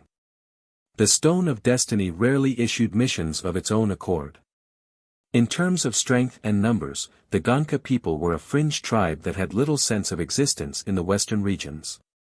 But for the Stone of Destiny to issue a mission worth 1,200 points of destiny energy, it was clear that even the Stone of Destiny recognized the weight of this future King of Mercenaries tribe. Mortal enemies. That's not a small price to pay. As this thought flashed through Wang Chong's mind, he quickly urged his horse forward. Up ahead, the Qixi scout was still in a stalemate with the Gonka people, but without Wang Chong's order, these scouts clearly did not dare to act on their own. When Wang Chong reached the front, the scout very naturally moved to the side, and the filthy and disheveled Gonka people understood that Wang Chong was their leader and subconsciously raised their heads. "We have come with goodwill," a voice suddenly rang out in the ears of the Gonka people. It was not Wang Chong, but the scholarly robed and elegant figure of one Shu Yung, riding a large horse. His demeanor was relaxed, causing others to subconsciously lower their guard and feel a sense of closeness. The language of the Gonka people was a minority language in the western regions. Other than themselves, very few people knew how to speak it. Not even Wang Chong knew how to speak it. Although Yang Hongchang had operated in the western regions for many years, not even he knew how to speak it. In the entire Tang dynasty, there was probably only one master, one Shu Yung, who was well versed in the languages of the various kingdoms of the western regions. This is a small token of our appreciation. We hope that you will accept it. One Shu Yung clasped his hands and bowed, glancing at Wang Chong. Seeing the latter nod, he gestured behind him. In the next moment, a few well-built warriors of the Qixi Protectorate walked up from behind, carrying a few large bamboo baskets. The bamboo lids of the baskets were opened. Inside were baskets of wheat flour, corn kernels, grapes, guavas, honeydew melons, and various meats. Food. Seeing these things, a few Gonka people uttered a vague sound. Their eyes lit up, obviously attracted by the food. Some of the Gunka people could not help but lick their lips subconsciously. The hostility in their eyes was reduced by a lot.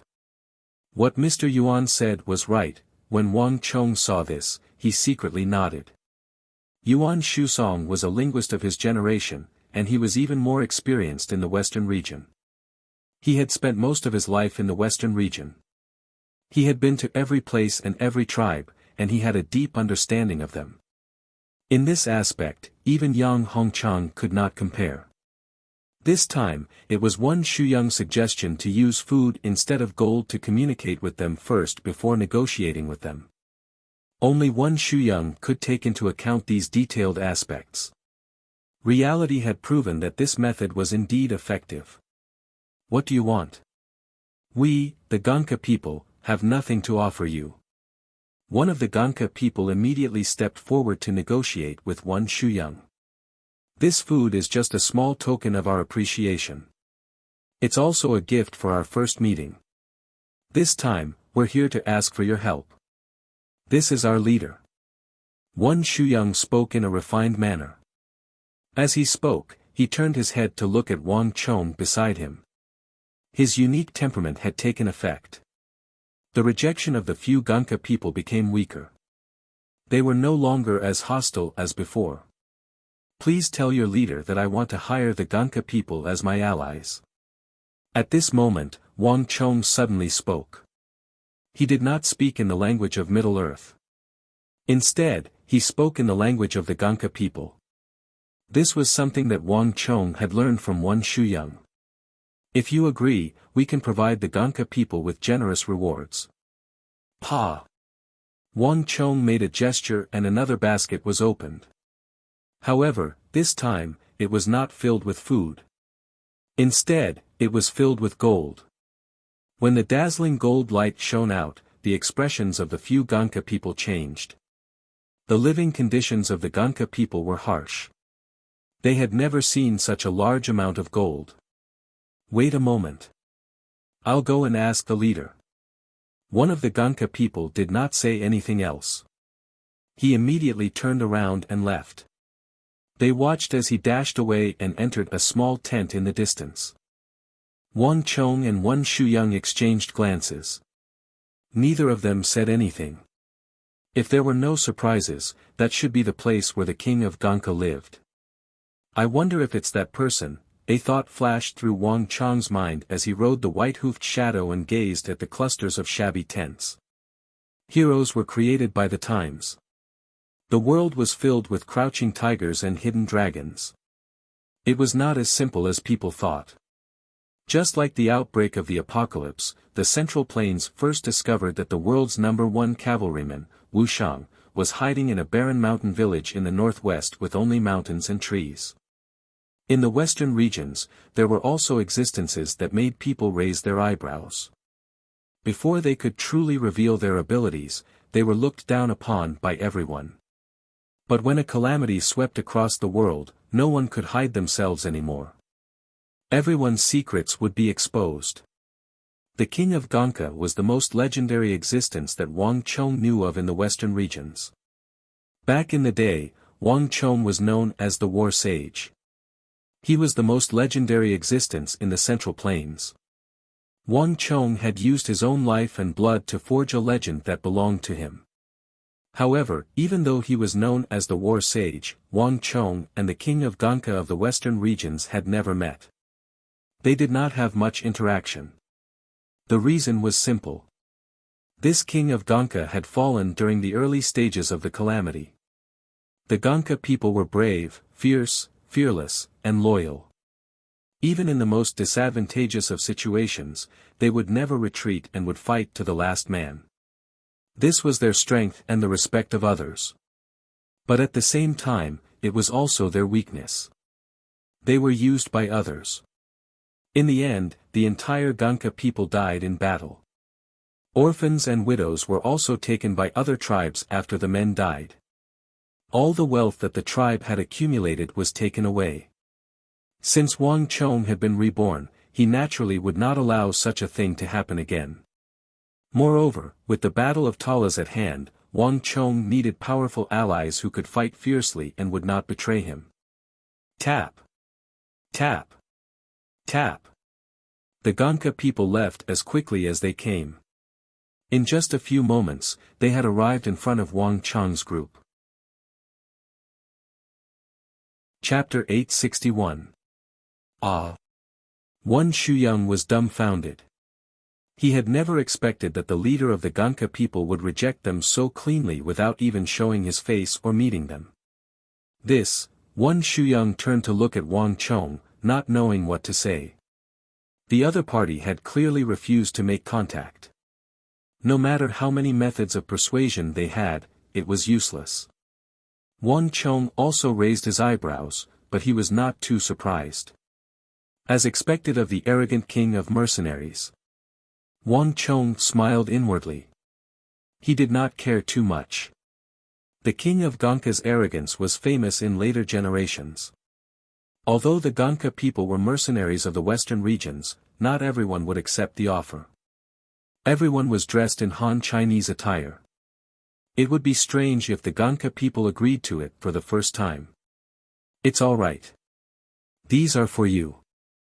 Mr. Yuan, let's go. Wang Chong smiled and waved his hand. Under Wan Shuyang's stunned gaze, he turned and walked into the distance. Behind him, the 5,000 soldiers of the Qixi Protectorate also slowly moved away from the Gonka tribe. Marquis, are we really going to leave just like that? Wan Shuyang had an embarrassed expression on his face, unable to let go of the grudge in his heart. He had been summoned by Wang Chong this time, thinking that he could provide some help. The name of young Ho Zhongyi was well known throughout the world. Although Wan Shuyang was much older than him, he still greatly admired this descendant of the 9th young master. However, he had not expected to suffer such a setback on his first apprenticeship. Don't worry, the Gonka people will definitely agree. However, haste makes waste. We've already conveyed our goodwill the first time, and that's enough. Next, we'll just wait and see. As he said this, the corners of Wang Chong's mouth curled up in a meaningful smile. Report. As soon as Wang Chong said that, a scout from the Qixi Protectorate arrived on a warhorse. My lord. There are more than 2,000 targets up ahead, heading toward the territory of the Gonka. Target? Hearing this, Wan Shuyang looked confused, and subconsciously turned to look at Wang Chong. It seemed that Wang Chong had arranged more things than he had imagined. Mr. Yuan, don't worry. Let's wait and see. As Wang Chong spoke, he waved his hand, and the 5,000-strong army immediately stopped several thousand feet away from the Gonka people's territory. In just a few breaths of time, everyone heard the dense sound of horse hooves in the next moment. Under everyone's gaze, a tribe of more than 2,000 barbarians from the western region, with hooked noses, deep-set eyes, and disheveled hair, charged towards the Gonka people's territory while waving their swords, spears, and clubs. This tribe of more than 2,000 barbarians had obviously noticed Wang Chong and the rest when they were halfway there. However, they only laughed and continued to charge unscrupulously towards the Gonka people's territory. The Saka. Wan Shuyang's eyelid suddenly twitched as he recognized them. The Saka were a very powerful and nomadic tribe in the western region, and they were divided into many tribes. Their biggest characteristic was their tall physique, extremely thick bones, and extremely aggressive nature. The people of this tribe had a habit of using lime to draw an iron fork mark on the right side of their warhorses. The Saka loved to bully the weaker tribes. In the western region, they had destroyed countless small tribes. My lord, let's continue watching. Wang Chong smiled. He already knew what Wan Shuyang was going to say. In the distance, the sound of horse hooves could be heard. The 2,000 Saka had already penetrated deep into the Gonka people's territory. A group of Gonka people quickly gathered and confronted the Saka. Due to the distance, it was impossible to hear what they were saying. However, it was clear that the Gonka people were very agitated. They were waving their arms and saying something, but their actions only made the Saka laugh loudly. Marquis, the Saka have always been domineering and like to enslave other weak tribes. They often kidnap the cattle, sheep, and horses of other tribes. The Gonka people have always been lacking in food. I'm afraid. Wan Shuyang turned his head to look at Wang Chong. However, before he could finish, a shrill scream came from behind him. Wan Shuyang's body trembled. He turned his head and saw several Gonka people being pierced by halberds. The Saka, who had just been laughing loudly, suddenly charged into the Gonka people's territory and began a massacre. Shio, shio, shio. The Saka had clearly come prepared. Arrows rained down on the Gonka people. The others rode their horses and became one with them. They brandished their weapons, spears, and clubs as they slaughtered the Gonka people in a frenzy. The Gonka people were unarmed and starving. They were no match for the Saka. Screams rang out incessantly. Marquis! Listen to my orders. Wang Chong said calmly. A moment later, an earth-shattering roar erupted from a tent in the center of the Gonka people's territory. The aura was terrifying. Before the Saka could even get close, they were sent flying with their horses. The aura was so strong that even Wang Chong and the others' horses, thousands of meters away, were frightened and neighed neigh. So powerful. Who is this? How can he be so powerful? This person is at least in the Saint Martial realm. I didn't expect the Gonka people to have such a terrifying expert. All the generals of the Chishi Protectorate beside Wang Chong were deeply shocked, their eyelids twitching. When they first met the Gonka people, they were dirty and smelly, just like beggars. They didn't think much of them, but no one expected such an expert to be hidden among the Gonka people. The king of Gonka is finally here. Wang Chong narrowed his eyes and looked into the distance, his eyes full of anticipation. Wang Chong had some understanding of the relationship between the Saka and the Gonka people. Just as Wan Shuyang had said, the two tribes had a slave and subordinate relationship. The Gonka people were small tribes under the Saka, and they often had to offer cattle, sheep, and horses to the Saka, and the Saka used this method to control the growth of the Gonka people. But the Gonka people were not without a fight. Their leader, the king of Gonka, was the biggest variable. He was an extremely terrifying, hidden Saint Martial realm expert. In the distance, as the aura exploded, the tent was torn apart, and a slender, heroic-looking Gonka people wearing animal skins walked out. His eyes were piercingly cold and contained a murderous aura. The Saka, who were charging around unstoppably, immediately became as weak as ants in front of him. Chia Kripa, enjoy this to the fullest, Chia Chia Chia. The king of Gonka's eyes were like lightning, and his furious voice was like thunder, shaking the area for several li, causing the horses to neigh in fright. Even though Wang Chong already knew about the king of Gonka, he couldn't help but be shocked when he saw his astonishing aura. This was a real lion. What did he say? Wang Chong turned his head to look at Wan Shuyang. The leader of the Gonka people is angry, and ordered them to retreat immediately. Wan Shuyang said, looking into the distance. This conflict had completely attracted his attention. Wan Shuyang had traveled the western region in his early years, and had also come into contact with the Gonka people. But he had never known that they had such a formidable character. The stellar energy around the king of Gonka was as dazzling as lightning, making him seem like a god. Asaralu, Kalayasilola, on the other side, the Saka were completely unconcerned by the powerful king of Gonka. Several of the powerful Saka leaders of Chishi surrounded the king of Gonka and harshly cursed. Those Saka are threatening the Gonka leader. If he dares to attack, he will kill all the Gonka people. Wan Shuyang immediately translated. The Saka's threat was clearly effective. The king of Gonka appeared to be very apprehensive, and his boundless aura had been greatly restrained, as if he was afraid of harming the innocent. Pass on my order. We can begin. Wang Chong faintly smiled and waved his hand. Rumble. There was a heaven-shaking boom, and a moment later, while the Ganka people and the Saka were facing off, the 5,000 Chishi protectorate behind Wang Chong moved out. Clang clang clang. Thousands of war halos shot out of their feet like the most dazzling of flames, and then the 5,000 soldiers surged like a surging tide toward the territory of the Ganka people. 5,000 fully armed people charged forward together. That kind of powerful killing intent immediately attracted the attention of the two opposing sides. It's the Chishi protectorate. What do they want to do? Have the Tang people forgotten the rules? What does the matter between us and the Ganka people have to do with them? Have a few people go and negotiate with them. We've worked with the Tang people before. The Saka immediately turned around and charged toward Wang Chang's group. They tried to stop the 5,000 Chishi protectorate, but what awaited them were sharp blades. Hiss! A cold light flashed, and blood spurted.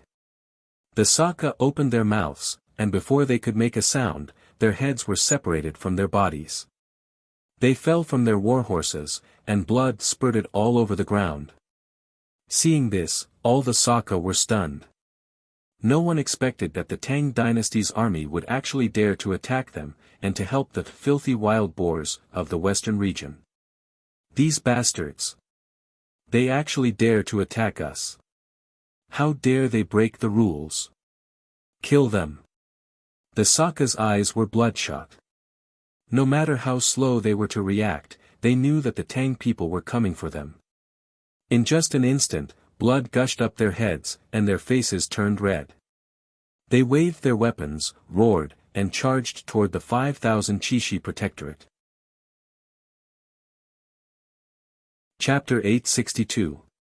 Boom!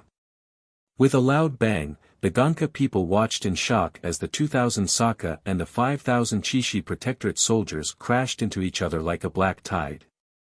Ah! Miserable cries rang out incessantly. The people of the Sai race fell off their horses one after another. Although the Saka were one of the strongest mercenary tribes in the western region, they were no match for the fully armed Tang dynasty soldiers. Wang Chong did not even use any of his abilities in this wave of attacks. With just one wave of attacks, the 2,000 Saka were immediately scattered. Only a few dozen survived. The ground was covered with corpses. Although the Chishi protectorate was not as strong as Wang Chong's Wuxian iron cavalry, they were still well trained and forged through blood on the cruel battlefield. It was too easy for them to deal with these mercenaries. Run! Report to the chief. You Tang people will regret this, that the Saka who were lucky enough to survive fled in all directions. Don't chase a cornered enemy. Come back. Wang Chong said lightly. Marquis. The chief of the Ganka people is here. Suddenly, a scout from the Chishi protectorate whispered into Wang Chong's ear. Wang Chong's heart skipped a beat. He turned his head to look. Half of the Ganka people's territory was dead silent. Pairs of eyes looked over from all directions and landed on Wang Chong and the 5,000 Chishi protectorate soldiers. At the front of the Ganka people's territory, a middle-aged man with eyes as sharp as lightning was walking towards Wang Chong. Why are you helping us? This was the first sentence the king of Ganka said. His eyes were cautious as he carefully sized up Wang Chong.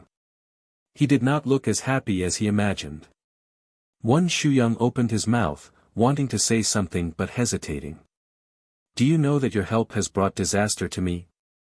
The king of Ganka continued. He looked at Wang Chong, and what came out of his mouth was actually fluent Han Chinese. The Chishi officers around Wang Chong paled at these words. How dare you? We helped you, yet you're blaming us. What an ungrateful person. No one had expected that this would be the result of helping the Ganka people kill the Saka people. Wang Chong chuckled and raised an arm to stop the crowd. Since that's the case, why did the leader retaliate just now? Just let the Saka take away all the cows and sheep, why do we need to resist? This is our own business, you don't have to worry about it. The king of Ganka's expression changed. Leader, you've already made your choice. Why did you lie to yourself? Wang Chong rested his hand on the saddle, unperturbed. The Tang people are friends, not enemies. Why is the leader so nervous? Moreover, the leader speaks fluent Han Chinese. You should have studied in the capital in your early years. The leader should know the style of the Tang people. If the Gonka people wish to make a comeback and escape the fate of being enslaved by the Saka, we are the best choice for the leader. The Gonka king's eyes widened in shock at the words traveling. He carefully examined Wang Chong as if he was meeting this young general of the Tang dynasty for the first time. Wang Chong only smiled. It was impossible for a Gonka people to give birth to such a heroic man. In fact, the translucent jade pendant on his waist was more than enough proof. It was a typical Han jade pendant. This was also the reason why Wang Chong chose the Gonka people as his ally. I don't know what you're talking about, but the situation in the western region isn't as simple as you Tang people think. The Saka have tens of thousands of soldiers. You shouldn't have let them go just now. They'll only attract more people. The king of Gonka said. Hee, then I'll just kill all the people they attract. Wang Chong said casually. His tone naturally revealed the disdain of a superior. The king of Gonka trembled as he carefully examined the young man on the horse. This Tang people teenager looked very young. He was 16 years old and couldn't be older than 17. This was very rare among the Tang people. The king of Gonka had indeed traveled in the capital of the Tang dynasty and met many big shots, but he had rarely seen such a young leader. What he was most concerned about was the teenager's eyes. They were deep, disdainful, and the overall situation was under his control. That unmoving aura was definitely not something an ordinary general could have. There's no way to kill them all. The Saka are endless. They have a huge force here. The king of Gonka said. Then we'll just kill all the Saka. That'll solve the problem. Wang Chong said casually. His expression was calm, but the light that shone from his eyelids made people's hearts palpitate. Who the hell are you? The king of Gonka's heart was beating wildly. He finally couldn't say anything else. He realized that the identity of this teenager from the Tang people was far more mysterious than he had imagined. He wanted to easily wipe out a powerful tribe that had hundreds of years of history in the western region, easily erasing it. If it were someone else, they would only be considered a madman. But Wang Chong's tone and expression made it impossible to treat him as a joke. Moreover, the 5,000 soldiers of the Qixi Protectorate reeking of blood were enough to make anyone treat Wang Chong's words with great caution. You Gonka people are too ignorant and inexperienced. You don't even recognize our lord. He's Qixi Protector General, the son of Heaven's disciple, the young marquis of the Tang dynasty. Behind Wang Chong, Xue Qianjun shook the reins and urged his horse forward. Qixi Protector General. The king of Gonka's body trembled in shock. No matter how ignorant and inexperienced he was, no matter how remote the territory of the Gonka people was, he still knew that two major figures whose names had recently shaken the western regions, the Black Wolf Yabgu Agudalan and the Uzun Brigadier General Dian Mangpoch, had died in the short span of a few months at the hands of a youth from the Tang dynasty called Wang Chong. Moreover, this Wang Chong had replaced the unyielding and domineering Fulman Linta to ascend to the position of Qixi Protector General. It was rumored that Fulman Linta had not relinquished his position willingly or unwillingly, but that he had lost to Wang Chong in a struggle.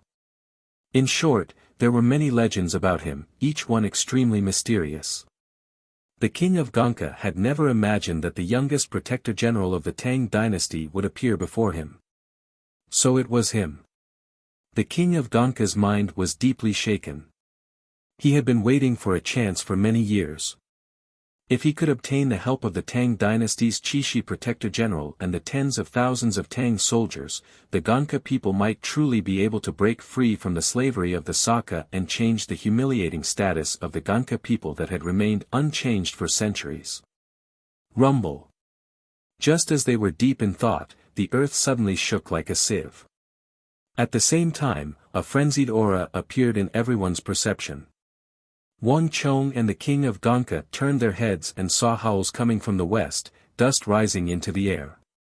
Through the dust, they could see tens of thousands of people approaching. The Saka. The king of Gonka's words had unfortunately come true. Those fleeing match participants had sent the news back, summoning the true Saka army. The Gonka king's heart sank at the sight of the Saka army that seemed to cover the heavens and earth.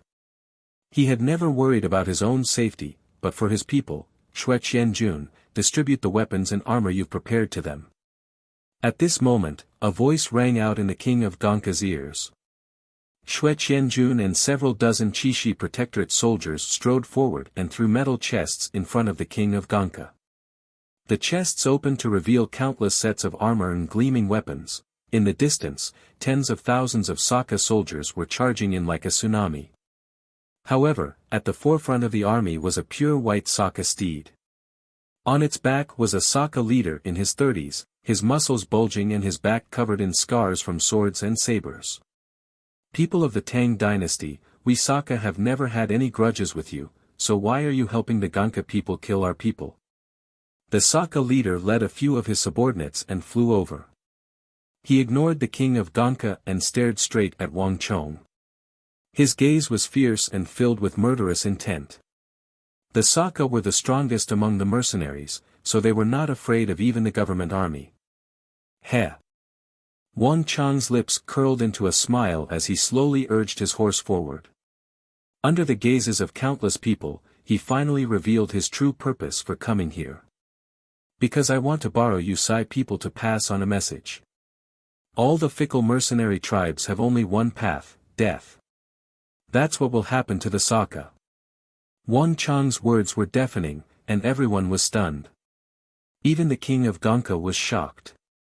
He had always thought that Wang Chong was here for him, but only now did he realize that Wang Chong's real target was not him, but the powerful Saka. All was silent, and as everyone watched, Wang Chong's energy began to surge, his entire body exploding with a powerful aura. As he stared at the sea of Saka, the smile on his lips slowly faded, his expression turning cruel and callous. The Saka. This was an extremely powerful mercenary tribe in the western regions, but their weaknesses were as obvious as their strengths. They were fickle and untrustworthy. When they accepted a job, as long as the other party offered a higher price, they could tear up the contract at any time and help the enemy deal with the original employer. It was through this method that the Saka had repeatedly amassed so much wealth that they had developed to their current level. In the Battle of Talas, Wang Chong would be facing a flood of Arabs. They were not only powerful, but also outnumbered the Tang dynasty's army in the western regions. If Wang Chong wanted to defeat them, he would need to recruit a large number of loyal mercenaries, not the Karluks or the even more shameless Saka. A betrayal on the battlefield would be a fatal blow. Chapter 863. Bastard. No leader of the Tang dynasty has ever dared to say such a thing. You will regret your words today.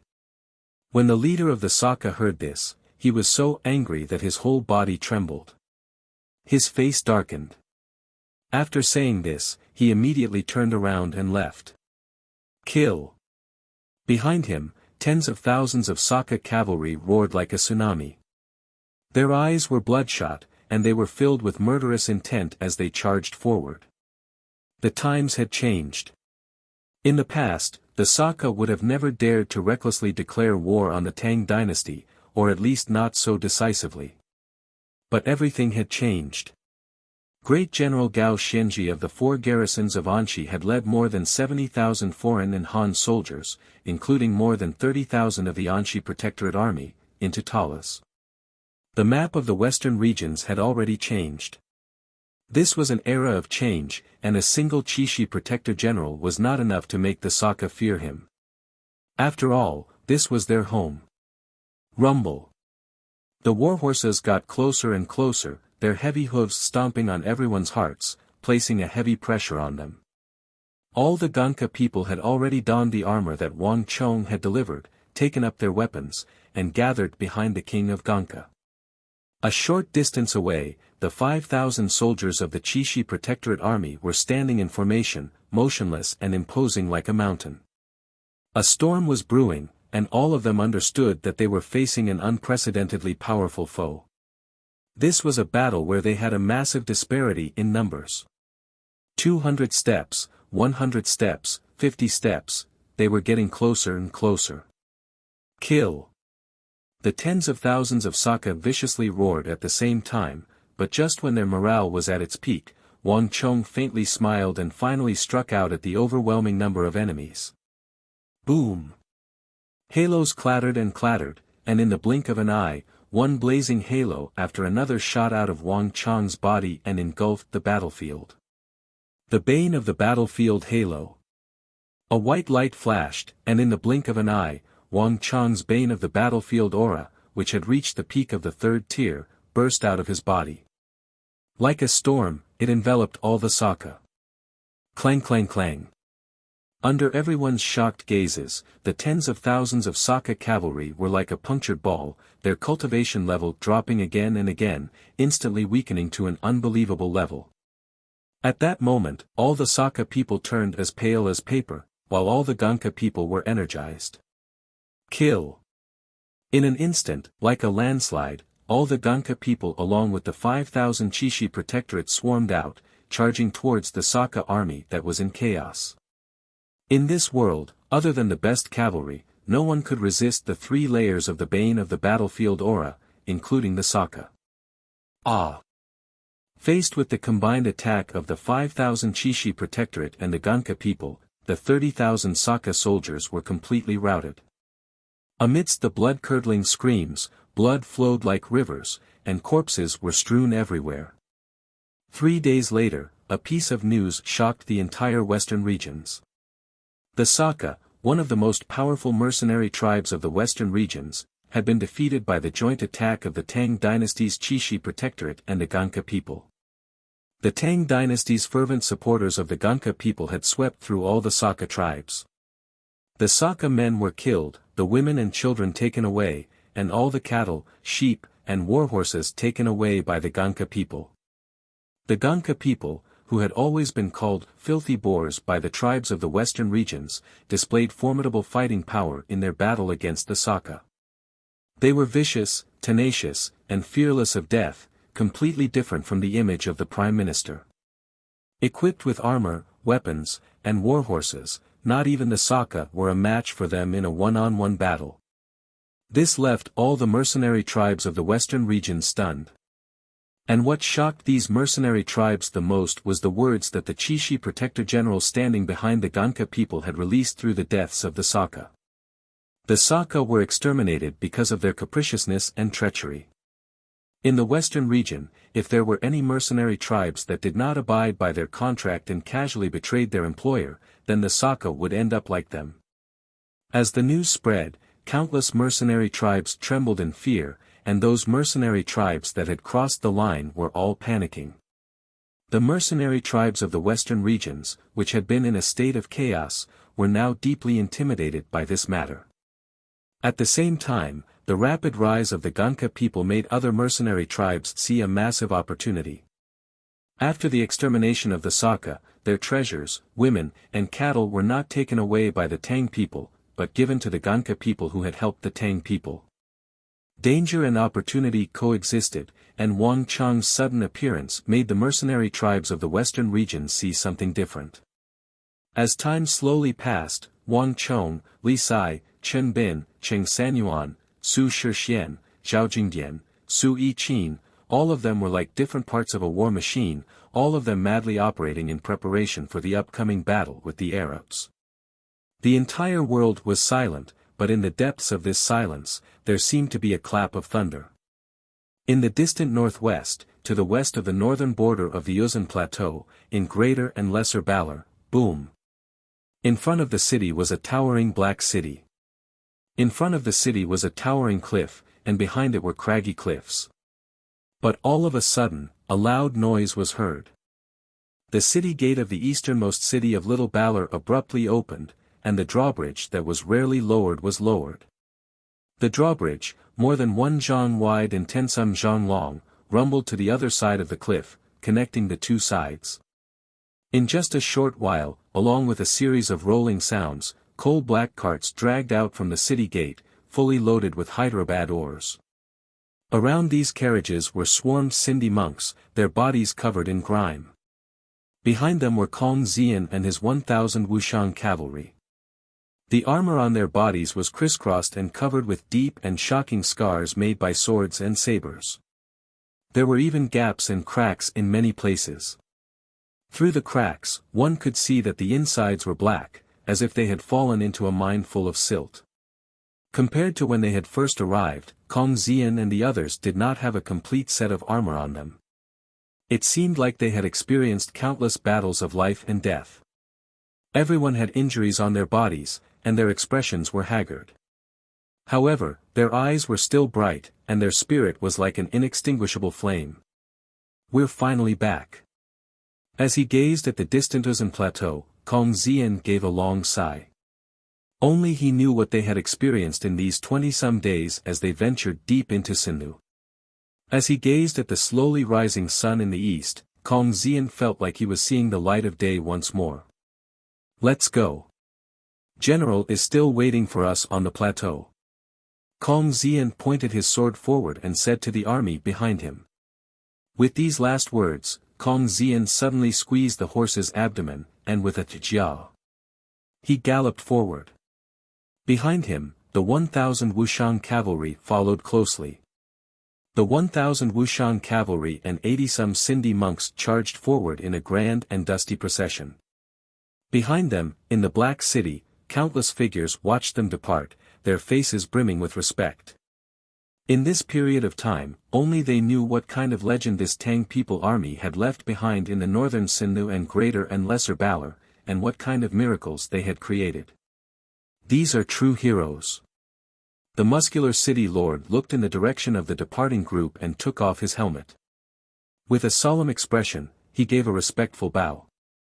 This was a show of respect for true heroes. On the northern border of the Uzan plateau, banners fluttered in the wind. Li Sai rode on his Fergana steed, as motionless as a mountain.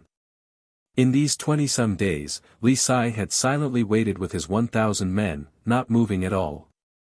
"Milord, they're here." Suddenly, a pleasantly surprised voice called out.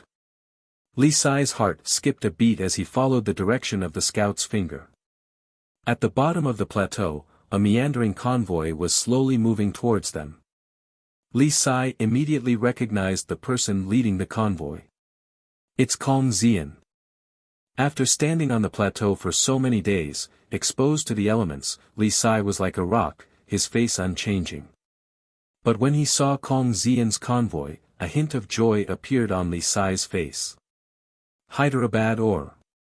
Only Li Sai and Kong Xian deeply understood what this special ore from the distant Sindhu meant to Wang Chong and his 5,000 Wuxian cavalry.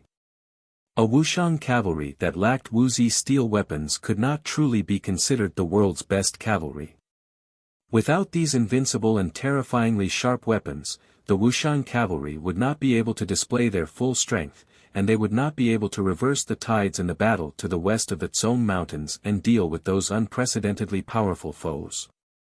Of all these things, the Hyderabad ore, which could be used to forge Wuxia steel weapons, held the greatest strategic significance, and it was also what Wang Chong valued the most. Li Sai had been waiting here for a long time, silently waiting for this scene before him. "Kong Xian, you've worked hard. Marquis will definitely be very happy to see this." Li Sai rushed over and placed a heavy hand on Kong Xian's shoulder. "Fortunately, I didn't disappoint you." Kong Xian got down on one knee and respectfully said, "Amen." Li Sai's eyes were bright as he carefully examined Kong Xian and the 1,000 Wuxian cavalry behind him. Compared to when they had set off, all of them were much thinner, darker, and more capable. However, they were also much stronger, possessing a will of steel. Li Sai nodded in satisfaction. He had always wanted to find a chance to temper Kong Xian and temper his abilities so that he could become even more outstanding so that he could stand on his own in the army. It seemed that he had succeeded in this mission. Chapter 864. Let's go. Marquis is definitely getting impatient from waiting. He'll definitely be very happy to hear this news. Li Sai said. 6,000 Jun of Hyderabad ore was equivalent to 6,000 invincible Wuxia steel swords, more than enough to equip 5,000 Wuxian cavalry. Qixi now had a truly terrifying force that could decide the outcome of a battle. The weight of this was not something a normal person could imagine. Rumble. The two groups of Wuxian cavalry quickly joined together and escorted the carts of Hyderabad ore up the plateau, passing through the northern border of the Uzan plateau to head toward their own territory. Not to the Qixi protectorate, but to the city of steel. There were many craftsmen, smiths, and even furnaces there. Zhang Shouji had even prepared a large factory, and the pine trees cut from the capital had already been sent over. Only there could the Hyderabad ore be forged into the famous Wuxia steel swords. Caw. As the 2,000 Wuxian cavalry and the massive convoy traversed the northern border of the Uzan vultures were constantly appearing and circling in the sky. At the same time, one group of Uzan scouts after another appeared in the distance and then vanished. From start to finish, Li Sai and the others ignored them. And those Uzan scouts only dared to watch from a distance, disappearing after a single glance, not daring to approach. After the Battle of the Triangular Gap, the entire northern border of the Uzan plateau paled at the mere mention of the city of steel and the army of Qixi. Moreover, Uzan was currently in the northern border, so it could no longer mobilize any more soldiers to deal with them. Bang! Several hours later, when Li Sai and the others escorted the 6,000 Jun of Hyderabad ore to Wuxiang's city of steel, the entire city was in an uproar. Everyone welcomed them with a hero's welcome. Zhang Shouji, Zhao Jingdian, and even Qing Sanyuan and Su Shixian, as well as Su Yiqin of the Qixi protectorate, hurried over. The most important part of Wang Chang's plan had finally arrived, and it was like a stabilizing needle that calmed everyone's hearts. What? Wang Chong was in the middle of recruiting soldiers from the various mercenary tribes in the western regions. Upon hearing these words, he immediately left the recruitment to the King Ganka and Xue Qianjun and rushed to the city of steel. Without the slightest hesitation, Wang Chong immediately used steel modules to set up a massive swordsmithing factory in the western part of the city of steel. He then recruited more than 100 elite blacksmiths and began to forge swords of Wuxia steel. More than 6,000 Jun of Hyderabad ore. This was probably the largest Hyderabad ore transaction in the entire Central Plains, perhaps even the entire world, since Wang Chang's reincarnation. But this was not the only cause for excitement. On the Western Turkic Khaganate side, when the 3,000 Wuxian cavalry had swept through all the water sources and routed the 30,000 elite soldiers, destroying the Western Turkic Khaganate's forces in the Qixi region and beginning to threaten the shepherds and Turkic tribes deeper into the region, the Turkic Khaganate of Mount Sanmi finally responded. The Western Turks were willing to provide 200,000 high-quality Turkic warhorses in exchange for the fourth prince and the Qixi protectorate's withdrawal from the Western Turkic region. All the warhorses would be sent to Qixi as quickly as possible, but Wang Chong and the Qixi protectorate would have to withdraw from the Turkic steppe first, and they were not to attack any more Turkic shepherds. When this news reached the city of steel where Wuxiang had imprisoned the Turkic fourth prince, everyone was dumbfounded. For the Turkic fourth prince to be worth so much left everyone slack-jawed. Although Hulaeg had said that the fourth prince was extremely favored, or else he would not have had the Black Wolf Yabgu personally escort him and help him gather merit, this value was still beyond everyone's expectations. I really did pick up a treasure. In the city of steel, Suki muttered to himself. It took a long time for him to come back to his senses. He was the one who personally experienced the whole thing. He had participated in the battle of the Qixi armory and had even personally captured the Turkic fourth prince. Moreover, he had been the one to personally report the news of the Turkic fourth prince to Wang Chong. But 200,000 warhorses still made him feel like he was in a dream. He clearly remembered that Hulaeg had sent a letter to the City of Steel stating that the Western Turkic Khaganate's bottom line was 100,000 high-quality Turkic warhorses. And now, the price was double that. Hulaeg. It must be that bastard. In a flash of inspiration, Su-Kate suddenly recalled that fat Turkic horse merchant. That bastard had to be the one to do this. Otherwise, even if the Turkic shepherds on the Western Front were threatened and the soldiers wounded, they would never have paid such a price. This fellow is truly worthy of respect. But this was not the end of the good news. A few days later, with the rumbling of wheels, one carriage after another loaded with steel modules appeared outside the City of Steel. The cement road from the capital to Wuxiang was unprecedented in the history of the Tang dynasty, greatly reducing the time needed to transport the steel modules. With the arrival of the first caravan, a steady stream of caravans carrying countless steel modules arrived at Wuxiang's City of Steel. Everything was ready, and after nearly a month, Wang Chang's orders were gradually beginning to show their effects. Large quantities of resources, weapons, and warhorses were gathering in Qixi, and even farther away, sacks of grain were being transported from Jiaoxi to the capital and then to the City of Steel. Wang Chong had sent Zhang Munian to Jiaoxi to research hybrid rice, and the results were gradually beginning to show. The rice in Jiaoxi could be harvested 3 times a year, and the grain produced there alone was enough to support a local war. There was no need for the Bureau of Revenue to allocate any grain. Not only that, with Wang Chang's support, Zhang Munian's research on hybrid rice began to expand from Jiaoxi to other areas. Everything was progressing in a good direction. The various developments Wang Chong had painstakingly developed after the Southwestern War were gradually beginning to show their results. Cree. The shrill cry of an eagle came from the sky several li away from Wuxiang's City of Steel. The 3-foot-long eagle circled once in the sky, then immediately turned around and flew away. In the direction of the eagle's cry, one could see an Uzun scout mounted on a warhorse in the middle of the northern region of the Uzun Plateau, gazing in the direction of Wuxiang's City of Steel. From his angle, he could see thick plumes of smoke rising into the sky from the City of Steel. Countless soldiers, craftsmen, and merchants were gathered there, bustling with activity. The Tibetan scout gave all this a profound stare. After catching the eagle, he silently turned around and began to gallop into the depths of the Tibetan plateau. Translated by Hypersheep 325. A few moments later, there was a shrill cry as the massive eagle once more took to the air. This time, however, it did not fly in the direction of Qixi. Instead, it flew over the plateau toward the capital of the Yusang Empire. Time passed slowly. The giant eagle passed through the layers of dark clouds and thunderstorms. After a day, it once again flew down from the clouds. The eagle did not enter the royal capital, but flew over it and landed somewhere else. On the ground, a stalwart figure was silently waiting. "You've worked hard. Eat." A thick palm caught the eagle flying down from the sky. At the same time, the other hand tore off a large piece of meat and fed it to the huge eagle. After doing all this, Huishu Wuzong took the intelligence report from the eagle's leg.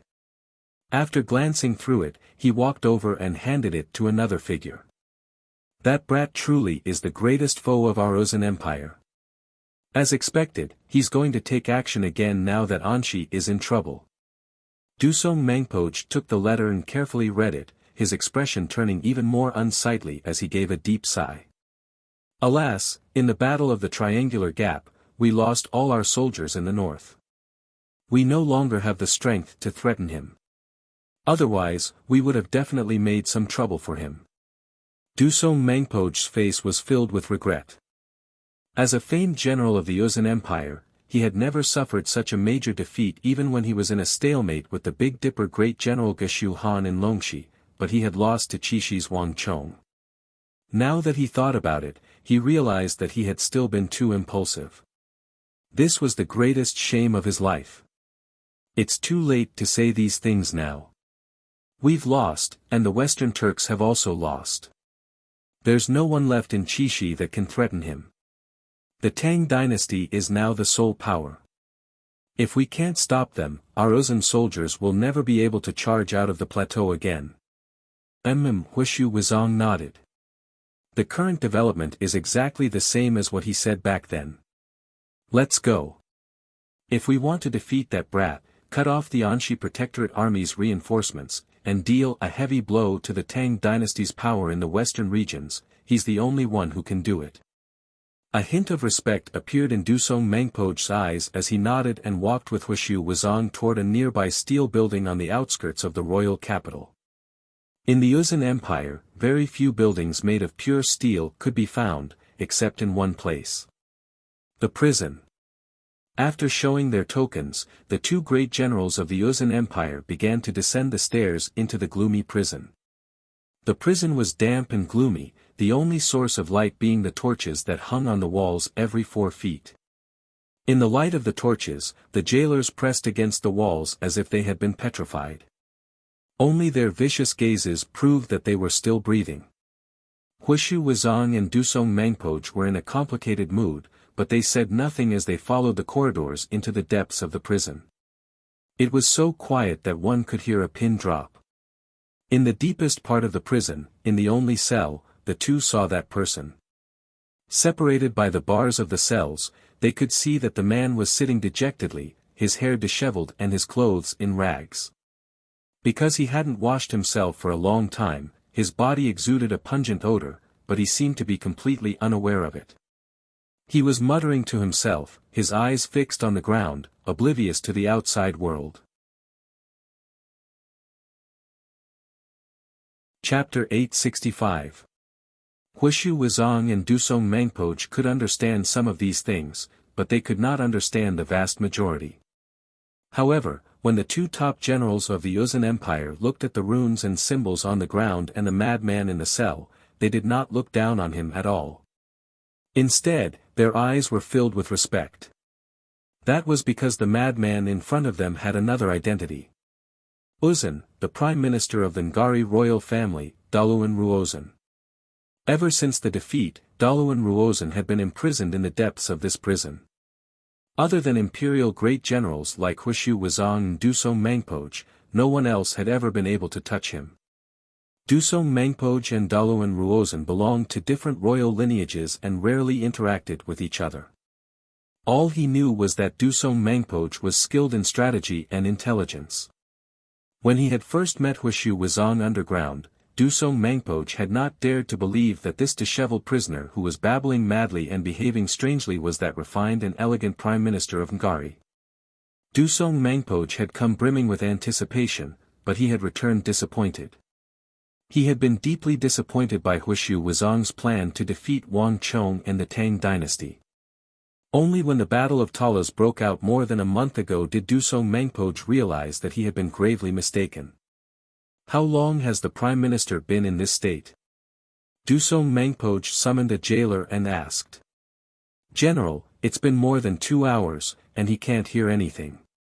The food is still there, and he hasn't touched it. The jailer bowed and replied. Dusong Mengpo turned his head and saw several plates of cold food by the door. Got it. You can go now. Dusong Mengpo waved his hand to dismiss the jailer. After the jailer left, the prison became quiet again. All that was left was the sound of Daluan Ruozun's fingers moving on the ground. Dusong Mengpo and Wuxia Wuzong stood motionless outside the prison, silently watching. No one disturbed him. Perhaps if we want to defeat that young protector general of the Tang dynasty, stop the Tang dynasty in the western regions, and change the balance of power between Uzun and the Tang dynasty, we can only rely on him. As this thought flitted through Dusong Mengpo's mind, he subconsciously turned to the right side of Daluan Ruozun. There was an extremely complicated map there, as well as some indecipherable characters. Talas. Dusong Mengpo immediately recognized the city at the center of the map. A stranger might have believed that Daluan Ruozun was analyzing the situation at Talas, but Dusong Mengpo knew that this map had appeared a month before the Battle of Talas. Alas, the characters around this map were the long-lost Bon language of the Uzun Plateau. Other than Daluan Ruozhen, there were probably only a few people in the Yuzhan Empire who could recognize these ancient characters. Dusong Mengpoj was also unable to recognize them. Daluan Ruozhen was defeated in the southwest and has been imprisoned for several months now. He was cut off from the outside world. Who could have imagined that, even before the Battle of Talas broke out, he had already predicted the war between Arabia and the Tang dynasty, even deducing the location of the final battle. Alas, Daluan Ruozhen was imprisoned by the Tsenpo.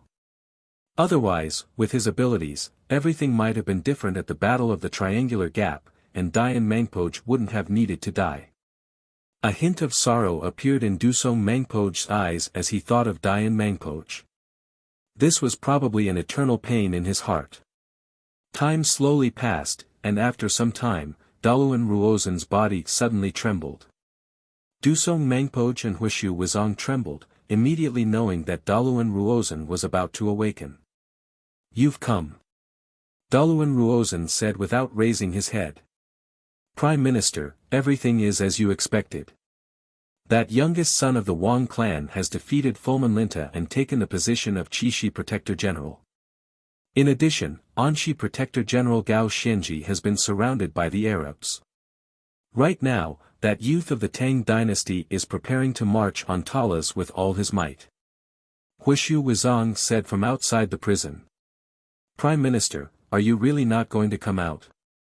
"It's not time yet," Daluan Ruozhen's voice resounded through the prison. He raised his head and combed through his disheveled hair, revealing a face that was somewhat pale from not seeing the sun. Although his face was haggard, his eyes were still bright and brimming with wisdom and vigor. Although he looked extremely disheveled, lacking that refined and handsome air of the past, Huishu Huaitsong knew that this was still the Ngari great minister in his memories who could devise strategies and determine victory from 1,000 li away. "Now is not the time for me to go out. Our opponent's intuition is far sharper than we imagined. The slightest movement will make him feel strange, allowing him to see through our plans and make all our efforts go to waste." Daluan Ruozhen only raised his head for a moment before lowering it back down, his eyes still fixed on the area in front of him. He lightly swept the dust off the ground with his right sleeve, his movements still calm and elegant. "In addition, don't call him a young man. His abilities can no longer be measured by age. If all of you only look at his age, then in the end, only defeat awaits you." "Yes. Prime Minister." Huishu Wuzong lowered his head and deferentially said. Only those who knew the will in Daluan Ruozhen's heart could know what he was doing. It was precisely for this reason that Huishu Wuzong felt even more respect for him. Just as Huishu Huaitsong had said, Daluan Ruozhen had interacted with Wang Chong before and had even forced him into a desperate situation. If there was one person in the entire Yusang Empire who could defeat Wang Chong, it was the great minister of the empire, who often accompanied the Tsenpo in the royal capital and never ventured far from him. Daluan Ruozhen was probably the only person who could defeat Wang Chong. "Dusong Mengpoj, you've already come here several times. Are you still thinking about the Battle of the Triangular Gap and Dayan Mengpoj's death?" Daluan Ruozhen's head was lowered, his fingers still drawing on the ground as he spoke. "Yes." Dusong Mengpoj's expression dimmed, a hint of pain in his eyes, but he did not deny it. "There is no need to worry about the gains and losses of the past. The time is not right. Even if you and I were there, in the end, we would still have lost, and the result would not have changed." Daluan Ruozhen indifferently said. "But he's just a teenager. Is there really no way to defeat him?" Dusong Mengpoj said. "Haven't you already tried?" Daluan Ruozhen indifferently said, his voice echoing through the ground. Dusong Mengpoj instantly fell silent. "You've tried, we've also tried, and you've seen the result. It seems like a coincidence, but it is inevitable. Do not look down on him. He has never been a person, nor can you treat him as one. He's good at borrowing power. He can use all conditions to weave a huge net with himself as the core. Weren't the two people who injured you hired by him?" Daluan Ruozhen nonchalantly said. Although he was imprisoned, he gave off the feeling that he could see everything and see through everything. Dusong Mangpo's expression grew gloomier and gloomier. He was unwilling to admit it, but his intuition told him that Daluan Ruozhen was correct. The War of the Southwest, the Battle of Longxi, and the Battle of the Triangular Gap, in these three wars, we have already lost the right to challenge the Tang dynasty. This was something that could not be changed no matter what. As for the Western Turks, with the death of the Black Wolf Yabgu and Agud Ulan, the Western Turks are no longer a threat. In the more than 1,000 years of campaigning with the Central Plains, the Turks have never won. The Tang dynasty is the strongest dynasty of the Central Plains. In the western regions, we can no longer defeat it. Daluan Ruozhen's voice was distant and distant, his eyes seeming to see through everything. Right now, our only chance is here. Dusong Mangpoj and Huishu Wuzong followed Daluan Ruozhen's demonic finger to the map of Talas on the floor of the prison. In the entire world, the only people who have not fought with the Tang dynasty are the Arabs. That will be our only chance, and also our last chance. This is the conclusion I reached after several months of research in the prison. If not even the Arabs can stop them, then in the future, the entire western regions will fall into the hands of the Tang people, and no one will be able to shake the position of the Tang people in the western regions. The prison was quiet. Neither Huishu Wuzong nor Dusong Mangpoj spoke. The two of them were so immersed in Daluan Ruozhen's words that they could not speak. No one knew what sort of journey Daluan Ruozhen had gone through in the last few months. Even Huishu Wuzong, who had accompanied Daluan Ruozhen in the Ngari royal lineage, had been given a fright when he first saw Daluan Ruozhen. His eyes and demeanor were completely different from what he remembered. It was like he had become a completely different person. But even so, Huishu Wuzong knew that he was still Daluan Ruozhen. But the Daluan Ruozhen in the prison had been washed clean of his past glory. He was even wiser and more terrifying than before. The deaths of more than 200,000 soldiers of the Ngari royal lineage and the desolate steppe of the Ngari royal lineage had created the current Daluan Ruozhen. That youth in Chishi had no idea that although he had won in the southwest, he had also created an even more terrifying opponent for himself. Understood. After some time, Dusong Mangpoj's voice echoed through the ground, and he finally lowered his head in deference. This was his respect for Daluan Ruozhen, his submission to Daluan Ruozhen. Prime Minister, be at ease. In the future, I will do my best to cooperate with Prime Minister's actions. But I have one last problem, soldiers. Dusong Mangpoj stopped here. The problem was that even if the three of them wanted to wash away their humiliation, defeat the Tang dynasty, and restore the prestige of the Yuzhan Empire, they would not be able to accomplish anything with just the three of them and no soldiers. After all, this was a war, not an individual battle between experts. Chapter 866. In the War of the Southwest, the Ngari royal lineage had lost almost all of its soldiers, and in the Battle of the Triangular Gap, the soldiers of the northern border had also been wiped out. Now, they had two great generals and a wise minister, but they had no soldiers under their command. This was a problem that the three of them had to resolve. There's no need for you to worry about that. I've already prepared everything. Daluan Ruozhen indifferently said, apparently having predicted that Dusong Mangpoj would ask this question. As he spoke, he inadvertently shot a glance at Huishu Huaitsong outside the fence. Dusong Mangpoj's heart lurched as he turned to Huishu Wuzong. In this period of time, he and Huishu Wuzong had been inseparable. He knew exactly when Huishu Wuzong had left and what he had gone to do. He had never seen him go to see anyone, much less when he had borrowed soldiers. But Dusong Mangpoj also knew that Daluan Ruozhen would never lie. I'm very sorry that I didn't tell you everything. After a few moments of silence, a hint of apology appeared in Huishu Wuzong's eyes. Before I went to see you at the Great Snow Mountain Temple, I followed Prime Minister's orders and went to see many people, finding no small number of soldiers. Our Uzun has already lost 3 battles in a row and lost many soldiers. In our campaigns against the Tang dynasty, we have basically never won. Even Zhangzheng Training Center was taken by them. Just like us, they want to change this situation, find a chance to completely crush the Tang dynasty and revitalize our Uzun. As Huishu Wuzong spoke, he turned his head to the shadows of the prison. Come out. A moment later, a stalwart figure with a long saber at his waist walked out of the shadows, his body exuding a fiendish and bloodthirsty aura. Great General Dusong, long time no see. Dusong Mangpo's body trembled at the sight of the figure walking out of the shadows.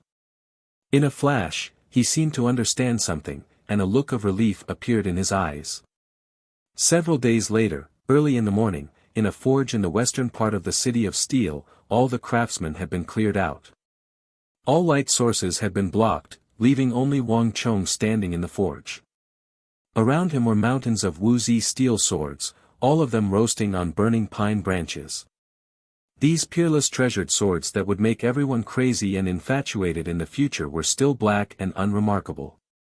However, Wang Chong knew very well that it wouldn't be long before they turned into famous swords that glittered coldly and had magical patterns on their surfaces that looked like floating clouds and flowing water. Almost there. Wang Chong sensed the changes in temperature and humidity around him. The tempering of the Wuxia steel swords had strict requirements. They had to be tempered before the first rays of the morning sun shone down. There was only a moment, and Wang Chong had to grasp this opportunity. Moreover, the forging of the Wuxia steel swords had always been Wang Chong's secret, not just for himself, but also to prevent the Arabs from stealing them. Thus, even though Wang Chong had taught the first few steps of forging the Wuxia steel swords to the other craftsmen, Wang Chong had insisted on personally handling the final and most crucial steps. Buzz. With a thought from Wang Chong, boundless stellar energy surged out and wrapped around a small mountain of Wuxia steel swords. Whoosh! Water splashed everywhere as crimson wood steel swords were thrown into a massive metal vat at the center of the smithy. This vat was filled with a quenching fluid that only Wang Chong knew about. Plush! The moment these wood steel swords were thrown into the vat, the entire surface of the vat was covered in thick smoke. The tempering of Wuxia steel was extremely demanding on every step. Under normal circumstances, each Wuxia steel sword would require a single craftsman to work on it. But Wang Chong was different. Whether it was in the East or the West, in the history of swordsmithing, very few Saint Martial experts had ever participated in this sort of swordsmithing. This was simply too extravagant. Given Wang Chong's powerful cultivation, his understanding of temperature, humidity, and the various steps of swordsmithing, he was the only one capable of forging several hundred Wuxia steel swords in one go. Time slowly passed, and the smoke rising from the surface of the massive vat gradually lessened. Finally, Hua! Water splashed everywhere. Under the control of Wang Chong's powerful earth energy, the swords broke through the air from the bottom of the vat and saw the light of day again.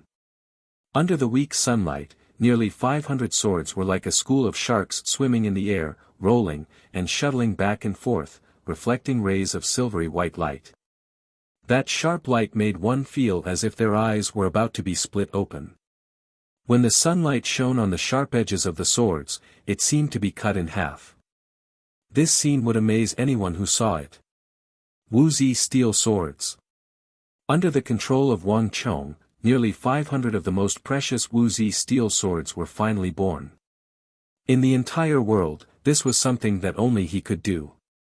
Success. Wang Chong's expression relaxed as he looked at the simple and unadorned Wuxia steel swords floating in the air. There was an indescribable joy in his heart. He was slowly making up for the greatest shortcoming of the Wushan cavalry. There was no doubting the strength of the Wushan cavalry, but without suitable weapons, they would never be able to display their full strength. This was also a sore point for Wang Chong. But the matter of the Wuxia steel swords could not be rushed. This was not an ore from the Central Plains, and there was no such ore in the entire Divine Prefecture. Even in the Hyderabad mountains, where it was produced, the output of this ore was extremely low, and it was extremely difficult to mine.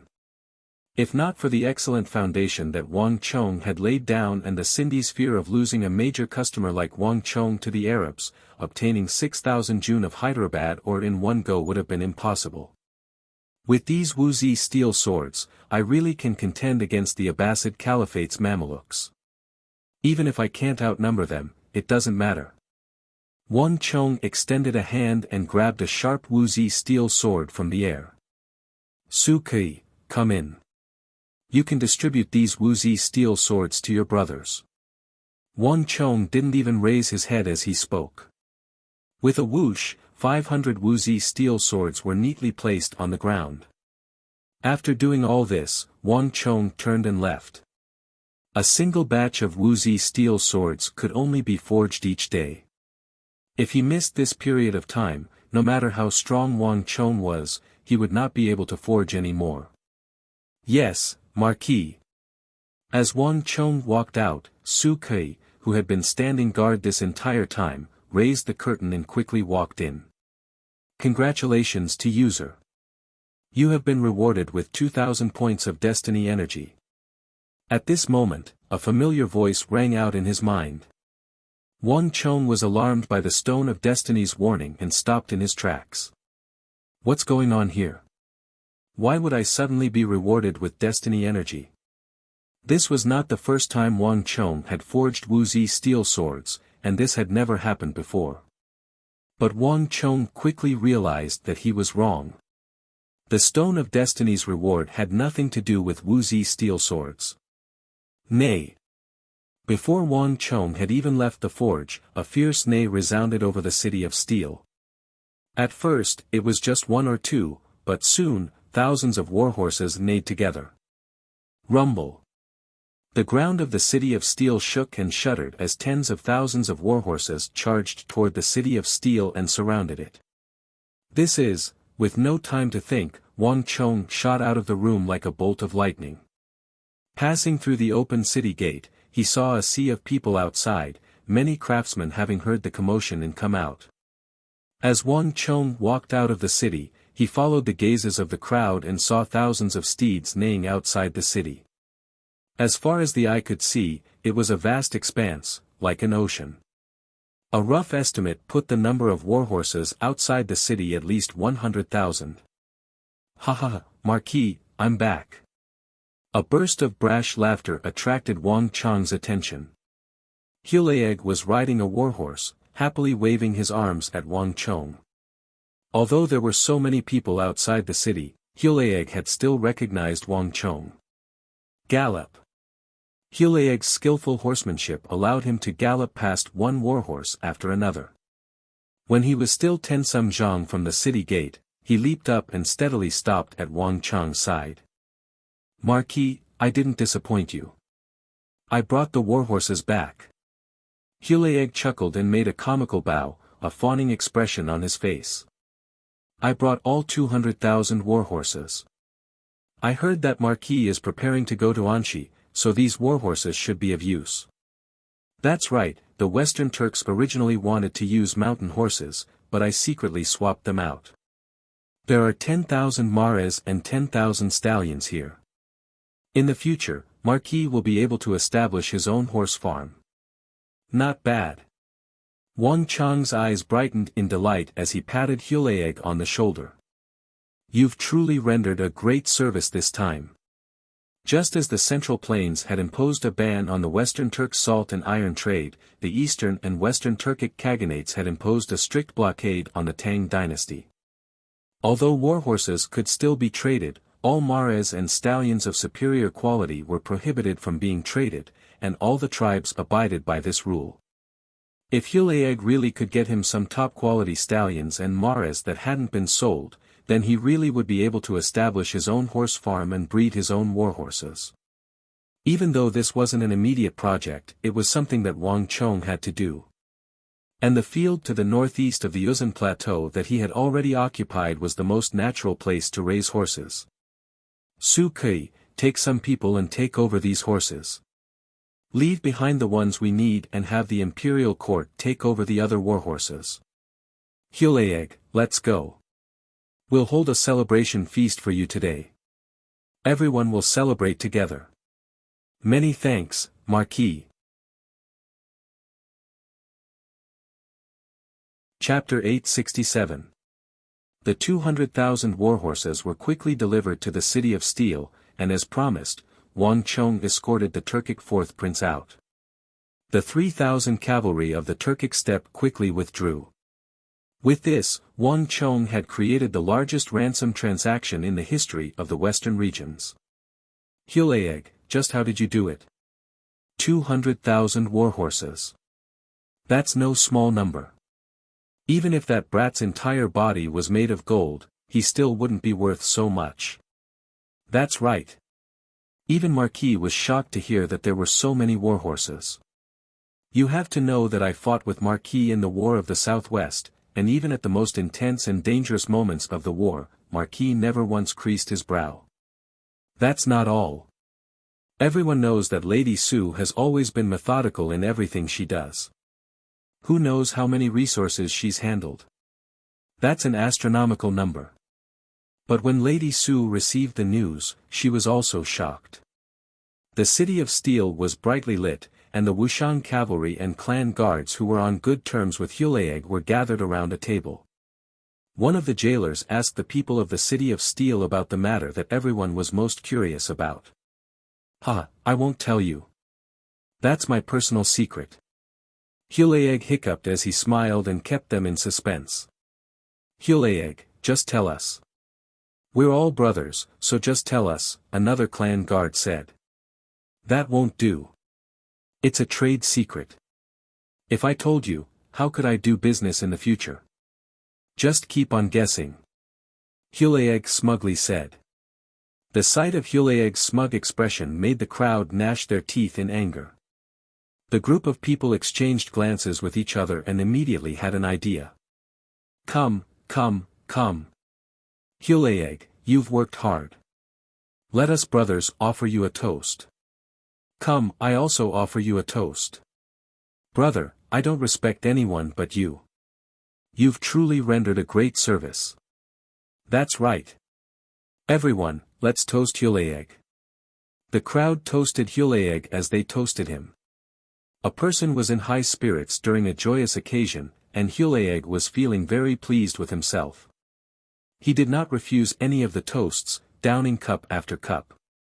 Gradually, Hulaeg became tipsy, burping one after another. His cheeks were red, and he was slowly getting drunk.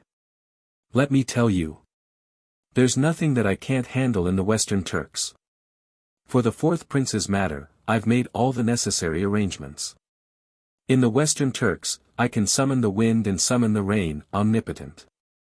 You. How is that possible? He must be bragging.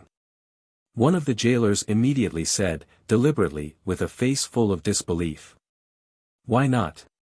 Hulaeg could not stand this sort of provocation, and he immediately straightened his neck, his eyes going round.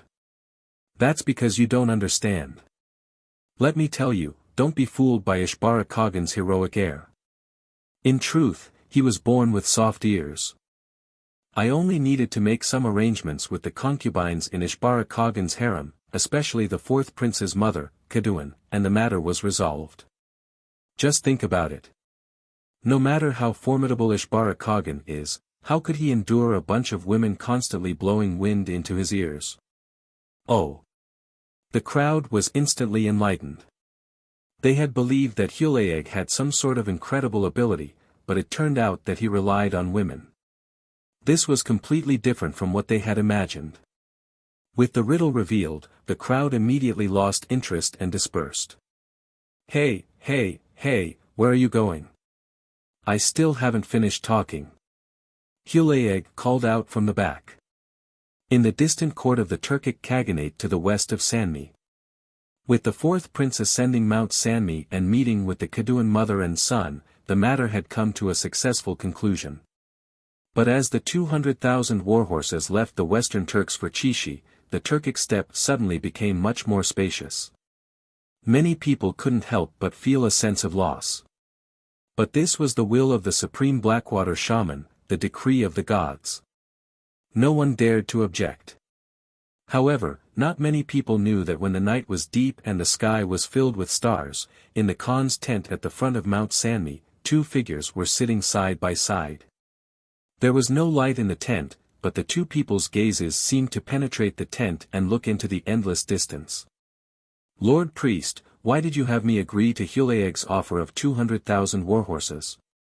Ishbara Kagan quietly asked. There was no one in a radius of several dozen zhang around the tent. If Hulaeg had heard these words, he would have been so frightened that his soul would have left his body and the wine in his stomach would have spilled out. He had always believed that Ishbara Kagan had agreed because he had used the concubines in Ishbara Kagan's harem, but he had no idea that the truth was completely different from what he had imagined. Ishbara Kagan had agreed, not because of him, but because of the Blackwater Shaman. "Huh, Kagan, don't you find that horse merchant very interesting?" The Blackwater Shaman's voice rang out in the darkness, tinged with a thought-provoking tone. "Interesting?" Ishbara Kagan creased his brow as he recalled Hulaeg's chubby and rather comical appearance. "He's just a clown, an insignificant nobody. If you didn't want to keep such a person alive, I could have killed him at any time." "An insignificant nobody?" The Blackwater Shaman shook his head. "Kagan is wrong. Can an insignificant nobody save the fourth prince?" Ishbara Kagan froze, momentarily at a loss for words. Now that he thought about it, before Hulaeg had appeared, they had actually been negotiating with the Tang people of the City of Steel for a very long time, but they had made no progress, and the other side had always refused to negotiate. If it had been a normal person, they could have just dispatched soldiers, but that youth from the City of Steel was not someone they could send soldiers to deal with. In truth, the deaths of the Black Wolf Yabgu and Agudulan in battle had already illustrated this problem. This had originally been a dead end, but with Hulaeg's arrival, the fourth prince really had returned. Not even Ishbara Kagan had expected this. A nobody has a use for a nobody. This insignificant nobody was able to save the fourth prince from the City of Steel and accomplish what we could not. Isn't that enough? Moreover, with an additional 100,000 warhorses, Kagan's losses will be limited, and the warhorses of the steppe will quickly multiply. But with a horse merchant like Hulaeg, Kagan will have an additional channel of communication with the Tang dynasty. In the future, who knows what use this passageway will be? The Blackwater Shaman indifferently said. Ishbara Kagan pensively lowered his head, but he still couldn't help but sigh. "But we are still somewhat unwilling. If Kagan is unwilling, it's very simple. We just need to wait a little longer." The Blackwater Shaman smiled. His pitch-black eyes flickered with a faint light in the darkness of the night, seeming to contain a profound meaning. Reporting. At this moment, the voice of one of Ishbara Kagan's closest private wolf guards came from outside the tent. Great General de Wuxia has come to report that he has already quelled the rebellion of Huyan-er's 7 tribes and defeated the rebel army supporting Huyan-er. In addition, he has also driven back the biting protectorate army that wanted to take advantage of the chaos to advance north. Around noon tomorrow, he will arrive at Mount Sanmi to report. Ishbara Kagan's body trembled at these words, and he subconsciously turned to the Blackwater Shaman at his side. The Blackwater Shaman silently smiled. Time slowly passed. While Wang Chong was energetically preparing for Talas and the region of Chishi was still peaceful, the tranquil imperial court was gradually beginning to grow tense.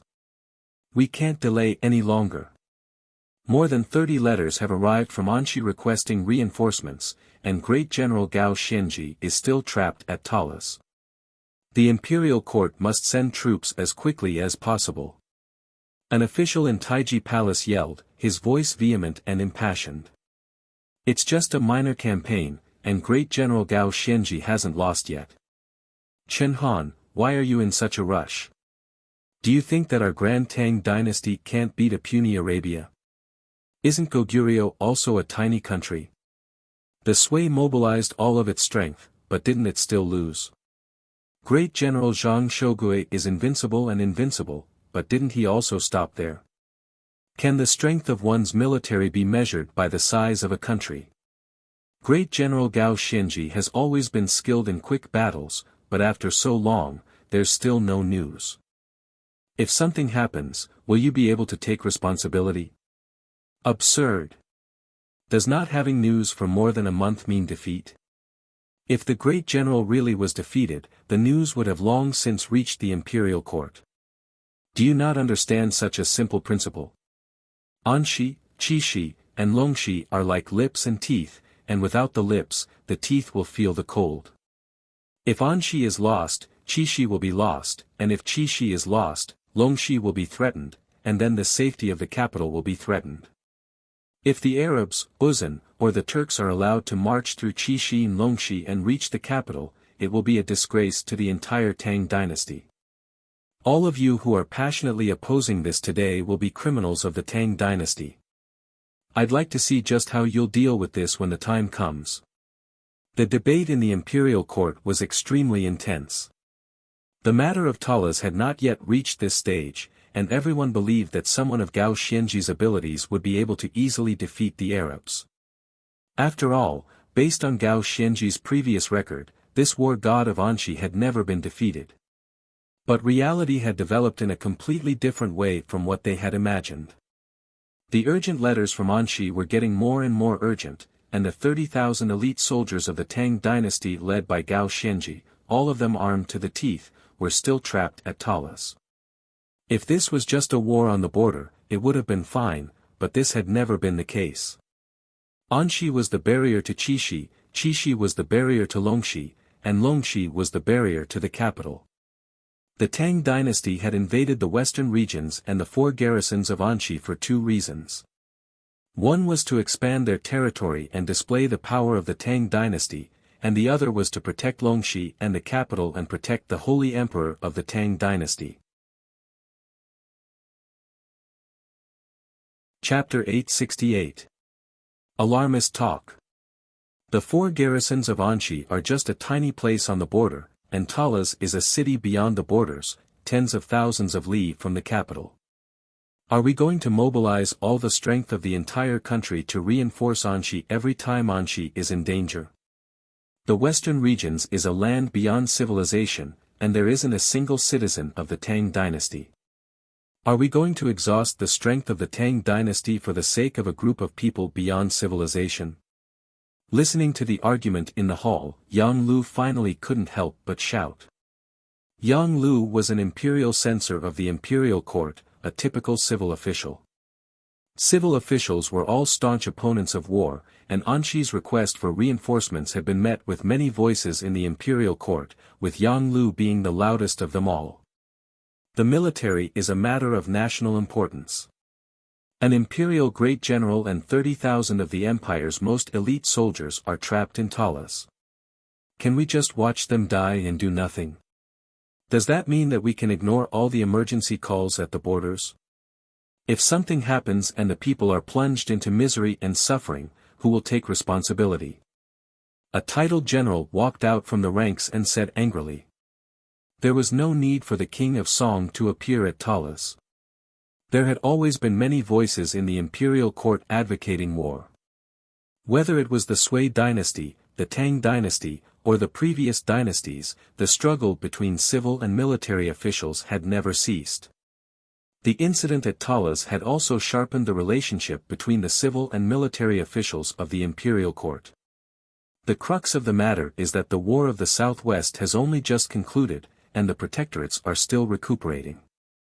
How can we send reinforcements in such a short time? The imperial court has always stationed its soldiers on the border. The capital and the interior have no soldiers. If we mobilize the soldiers of other protectorates, the consequences will be unthinkable if something happens. The current situation isn't that we're ignoring Anxi's request for reinforcements, but that we have no people, no soldiers to send. A relatively neutral official finally couldn't stand it any longer and spoke up. But he had barely finished speaking when a voice rang out in everyone's ears. Qixi Protectorate, Wang Chong. His voice was low and contained a trace of timidity, as if he was worried about attracting too much attention. But as soon as this voice fell, the entire court hall suddenly fell silent. Even Yang Lu and the relatively neutral official were stunned and suddenly speechless. The four protectorates of Longxi, Baiting, Anong, and Annan had just been through a war and suffered heavy casualties. They could only defend passively and were powerless to attack. These four areas had the most soldiers, and they all had powerful enemies that needed to be dealt with. They truly couldn't spare any manpower, and they couldn't cross the Tsong Mountains to fight with the Arabs. But Wang Chong and the Qixi Protectorate were different. The Qixi Protectorate had always been the source of Anshi's reserve soldiers, and Wang Chong was Qixi's acting protector general. Of all the protectorates of the Tang dynasty, he was probably the only one who could mobilize troops to reinforce Anshi. Best of all, Qixi had always been threatened by both the Yuzhan and the Western Turks, and it had always been on the defensive. It rarely had the ability to attack, much less reinforce Anshi. But this was where the beauty of the situation lay. Not too long ago, Wang Chong had launched a series of attacks against both the Yuzhan and the Western Turks. The Battle of the Triangular Gap had neutralized the threat posed by the Yuzhan to Qixi, and the Battle of the Qixi Armory had neutralized the threat posed by the Western Turkic Khaganate to the east. The Qixi Protectorate was now in an unprecedented state of safety, with no soldiers capable of threatening it. And as the commanding general and acting protector general of the Qixi Protectorate, Wang Chong had long ago proven his ability in the War of the Southwest and in the two campaigns in Qixi. In private, Wang Chong had long ago been hailed as the empire's eighth great general. There was no need to doubt his ability in the art of war, and he was completely capable of holding his own. If one wanted to reinforce Anshi and help Gao Xianji and the Anshi Protectorate army trapped at Talas, there was no one more suitable than Wang Chong and the Qixi Protectorate, and this would not have too great of an impact on the empire. At this moment, even Yang Lu and the other civil officials, who had always opposed war, were speechless, pensive looks on their faces. Bang! A jade seal landed on the document from the Bureau of Military Personnel, leaving a seal on it. After more than a month of debate, for the first time, the civil and military officials of the Tang dynasty had reached an agreement. Qixi Protector General Wang Chong was to lead the army to reinforce Talas. All the weapons, supplies, and soldiers needed were to be immediately reported to the imperial court, and the 6 bureaus were to cooperate with them with all their might. Just before dusk, a messenger bird flapped its wings, carrying the document from the Bureau of Military Personnel to Qixi. At this moment, everyone in the imperial court and the entire Tang dynasty was focused on Qixi, on Wang Chong. Whether they could reinforce Anshi and rescue Gao Xianji and the Anshi Protectorate army trapped at Talas would all depend on Wang Chong. Gazes swept across the earth, focusing on the distant city of steel in Wuxiang. Bang! A metallic clatter resounded through the skies, and with it, smoke from countless furnaces began to rise from every corner of the city of steel, soaring into the sky. If one looked down from the sky, they would see countless craftsmen in the city of steel, like ants in a swarm. Outside the city of steel, the sounds of fighting could be heard as tens of thousands of soldiers charged in a frenzied battle between friend and foe. These soldiers were not soldiers of the Tang dynasty, but eagle-nosed mercenaries of the western regions. After exterminating the Saka and recruiting the Gunka people, Wang Chong had used his remaining prestige to spend a great deal of money in the western regions.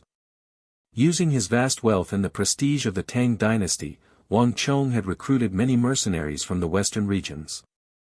At least 40,000 mercenaries of the western regions had come under Wang Chong's banner, and Wang Chong had trained them outside the city of steel. The mercenaries of the western regions had not undergone any rigorous military training, and in battle, they liked to charge forward in a disorderly fashion. This was not what Wang Chong needed. The Arabs were no ordinary foes, and these motley crew of mercenaries would find it very difficult to make much of an impact. Thus, Wang Chong had gathered them near the city of steel and given them to Li Sai and Su Qi for training. The simplest formation and military training would completely transform these western regions' mercenaries, and they would be able to pose a threat to the Arabs in the future Battle of Talas. On the west side of the City of Steel, on a massive training ground, massive ballistae were lined up in rows. Behind the ballistae were groups of 5 people, who were constantly knocking, aiming, calibrating, and firing. Boom boom boom boom.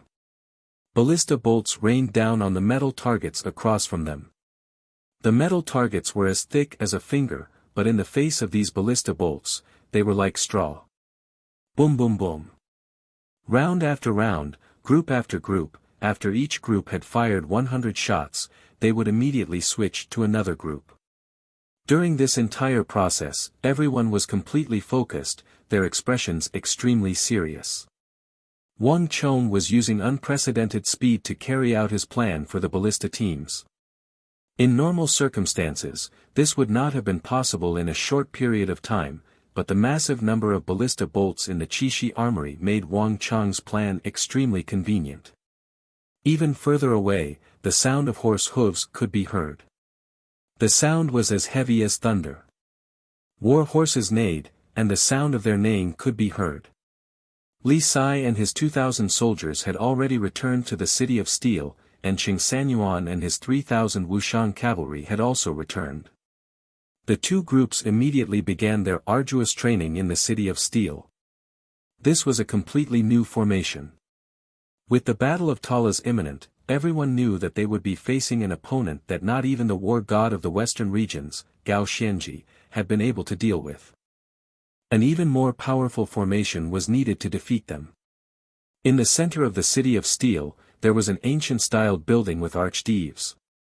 A window by the railing was open, revealing a handsome youth with sword-like eyebrows, starry eyes, and a confident yet composed youth silently flipping through a book. Flapping. A messenger pigeon suddenly descended from the sky, piercing through the window like a sharp sword and landing on the desk in front of Wang Chong. Wang Chong's eyes flashed as he looked at the messenger pigeon. He undid the bindings on his leg and glanced at the letter inside. But this glance caused Wang Chong's expression to change, and a smile slowly appeared on his face. It's finally here. Wang Chong put down the book, his lips slowly curling into a smile. After such a long period of time, after a long debate, the imperial court finally came to a conclusion and gave him the power to decide life and death, as well as the power to recruit soldiers. This was exactly what Wang Chong had hoped for. Wang Chong had never hoped that the imperial court would understand the significance of this war to the Tang dynasty as he did, but if he could obtain this military order, everything would be different. At the very least, he would be able to act as he pleased. Speed is of the essence in war. There's not much time left, but there should be enough time for me to do a few things. Wang Chong quietly said to himself as he looked at the document from the Bureau of Military Personnel. The authority given to him by the Bureau of Military Personnel was enormous. All soldiers, money, and resources were at Wang Chong's disposal. This was something that no Protector General or Great General had ever enjoyed. But Wang Chong also understood that this sort of authority had its limits. The fact that the imperial court had given him this authority meant that the assistance it could provide was extremely limited. In truth, the imperial court hoped that he could resolve this crisis on his own, not actually give him a large number of soldiers. This lowly subject Wang Chong receives the order, but this lowly subject has several requests that the imperial court can agree to. Chapter 869. Moreover, Li Zhengyi had led 40,000 soldiers to reinforce the southwest, but they had been ambushed by the Yuzhan, consuming the small number of soldiers that the Tang dynasty had managed to accumulate with great difficulty. The imperial court could only send a limited number of soldiers. At this moment, Wang Chong very naturally thought of his father and big brother. Father and big brother should have around 20,000 soldiers on both sides. Although they are infantry, they are experienced soldiers tempered through blood and fire. Their defense is extremely formidable. They should have been able to play a role in the Battle of Talas and the war with the Arabs. But this is still not enough. These soldiers are far from enough to deal with the soldiers of the Arabian Empire. Wang Chang's mind was in turmoil as he recalled the information from his last life about the Battle of Talas. In the battle between Gao Xianji and Abu Muslim, the Arabs had gathered at least 300,000 soldiers. The Arabs were even more vicious and skilled in battle than the Yuzhan. The soldiers of Qixi were far from enough. The soldiers of the imperial court that haven't experienced any major battles are useless. Bringing these recruits is just sending them to their deaths. And the places where the Tang dynasty has the most soldiers are the border protectorates. Zhang Shogui and I have clashed, so he definitely won't help me. Moreover, transferring soldiers is too far away, and Yuzhou is truly too far. Even if Sishan can help biting, he'll definitely find an excuse. As for Longxi, Geshu Han doesn't even have enough soldiers, so he probably won't be able to take care of himself. Asking him to help me is just wishful thinking. At this time, the only place that can send soldiers is the Annan Protectorate. I've already destroyed the Ngari royal lineage, and the Mengshi Zhao Empire has already submitted to the Tang dynasty. The Annan Protectorate is truly no longer a threat. Wang Chong thought for a few moments before writing down the name of the Annan Protectorate. This was the only thing he could think of in this short amount of time.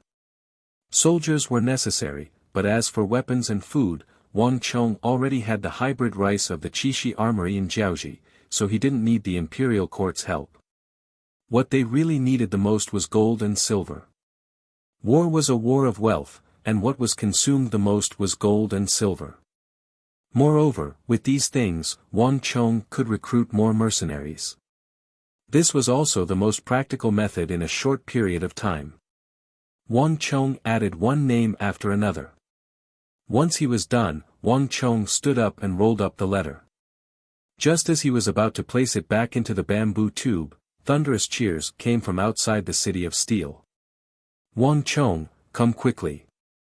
Your second brother Wang Bei is here. Suddenly, Su Yichin's voice came from the distant walls of the city of steel. What? When Wang Chong heard this, his body shook violently. He couldn't believe his ears. Swoosh! Putting down the letter, Wang Chong flew through the window and out. A few moments later, a sea of people had gathered outside the city gate. Countless people were surging along the cement road leading to Wuxiang. These people had fierce faces and were dressed in completely different clothes. They were actually bandits and highwaymen. Let alone others, even Wang Chong was dumbfounded by this sight. But very quickly, Wang Chong's attention was drawn to a cold and aloof figure at the very front of these bandits and highwaymen. Second brother. Wang Chong rejoiced and immediately flew over. The two brothers fiercely hugged each other. Little brother, I'm here, Wang Bei indifferently said. Wang Bei said indifferently.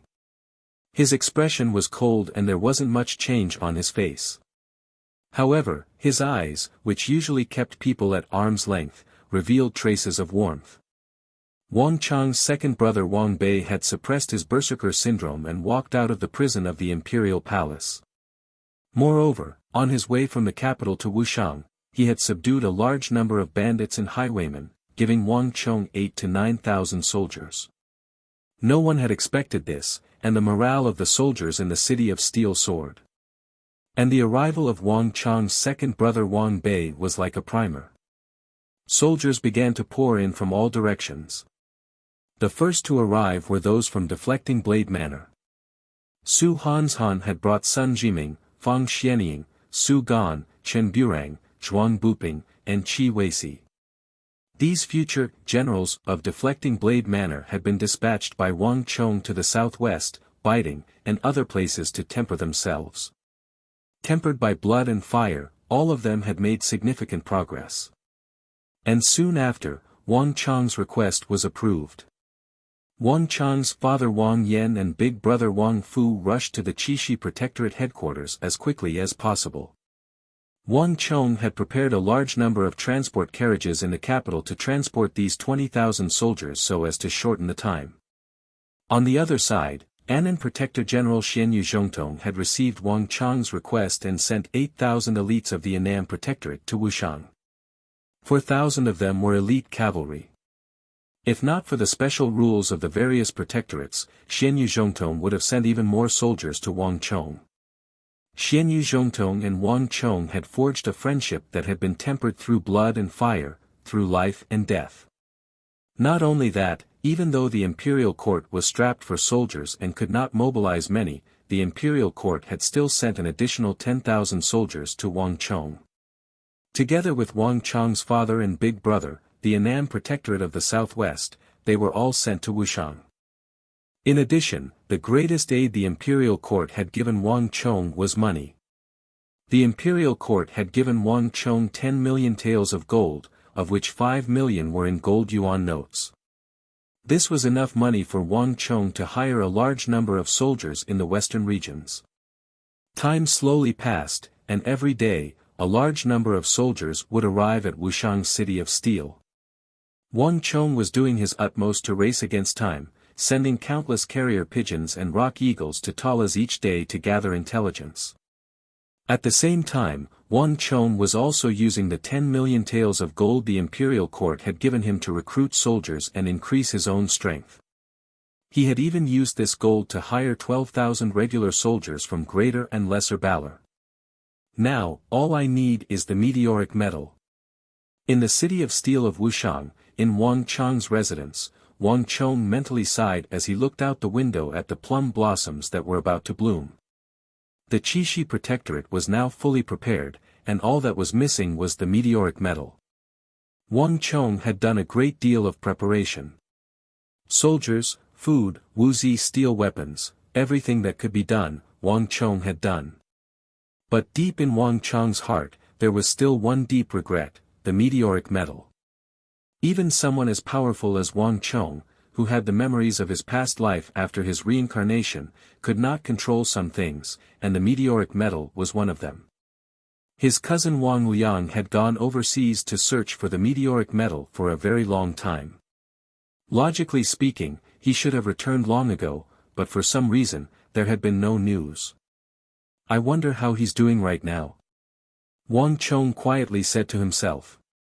But not even Wang Chong knew that on the other side of the eastern coast of the Tang dynasty, an unprecedentedly powerful fleet of ships was currently arriving. Out of the way, out of the way. The fleet is about to enter the harbor. Heavens, whose fleet is this?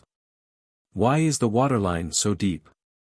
Just how much cargo are they carrying? Can't you see?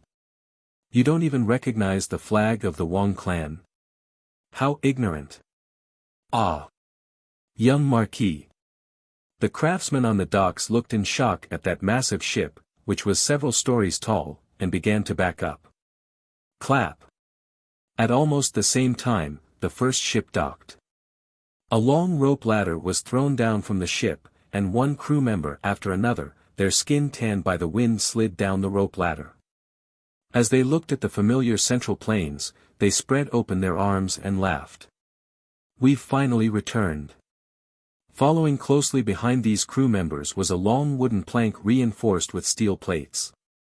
Amidst the sounds of machinery, it was erected high up from the ship, and then with a loud boom, it fell down like a golden mountain in jade pillar. After a few moments of silence, a thin but extremely capable figure appeared on the other end of the wooden bridge. He was dressed in a shabby embroidered robe, but he still retained the elegance of a scion of a great clan. His long years of drifting on the sea had darkened his skin, and his face was marked by many hardships. But his eyes were unprecedentedly bright, brimming with vitality and prestige. After more than half a year, I've finally returned to the Central Plains. Wang Liang stood at the end of the wooden bridge, his hands clasped behind his back as he gazed into the distance. The strong sea breeze caused his hair to dance in the wind. Wang Liang's aura was steady and heavy, like that of an experienced veteran who had sailed the sea for decades. And it was hard to believe that he was actually just a young man of 21 or 22. From top to bottom, the Wang clan is bound together for glory and bound together for loss. Cousin, I hope that I haven't dragged you down, the trials of life, the trials of the sea, and the considerations of life and death had long ago made Wang Liang understand many truths that a young man like him should not understand, and he also understood the true essence of this colossal clan of ministers and generals. Great clans had their own responsibilities, and each person had their own distinct authority. Only then could they maintain the operation of this colossal clan and prevent it from falling apart. In the current Wang clan, the spearhead was Wang Chong. He was the most dazzling existence of this generation of the Wang clan, and he was also the crux of the Wang clan's glory. He was irreplaceable. And Wang Liang himself was the end of this spear, the handle. Although each person's role was different, it was all the same. Wang Liang did not understand military affairs, nor did he understand Wang Chong's ambitions and plans. Thus, he could only use his own method to support Wang Chong, his cousin, and the entire Wang clan. As these thoughts flitted through his mind, Wang Liang quickly regained his composure. His entire demeanor was like an unsheathed sword, gradually becoming sharp and brimming with prestige.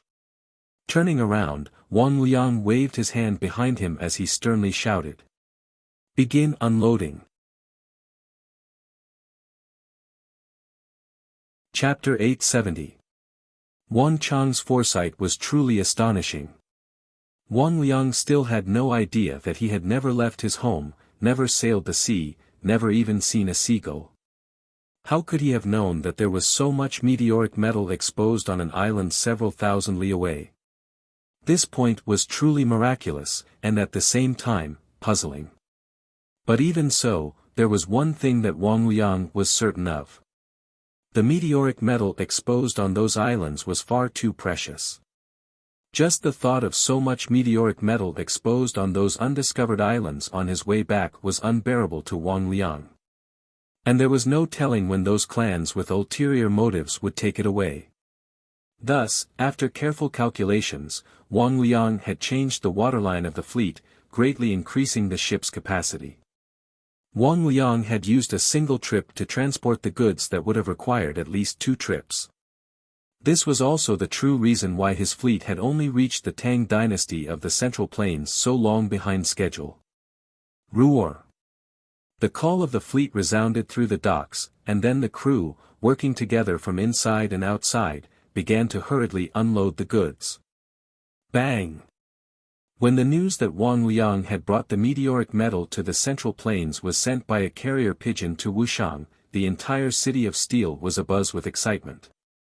The final part of Wang Chong's plan had finally been completed.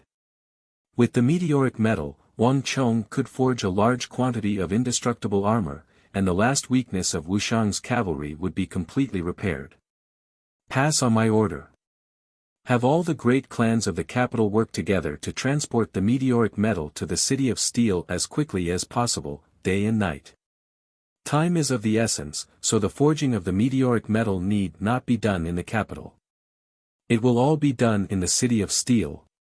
In the city of steel, in Wang Chong's residence, Wang Chong was invigorated by Wang Liang's news. An eagle flew through the window like an arrow, vanishing in the direction of the capital.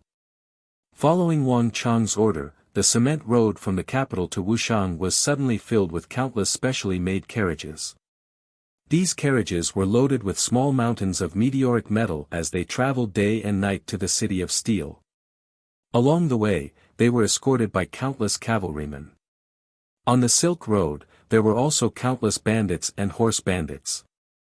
They were not there to rob, but to protect the meteorites.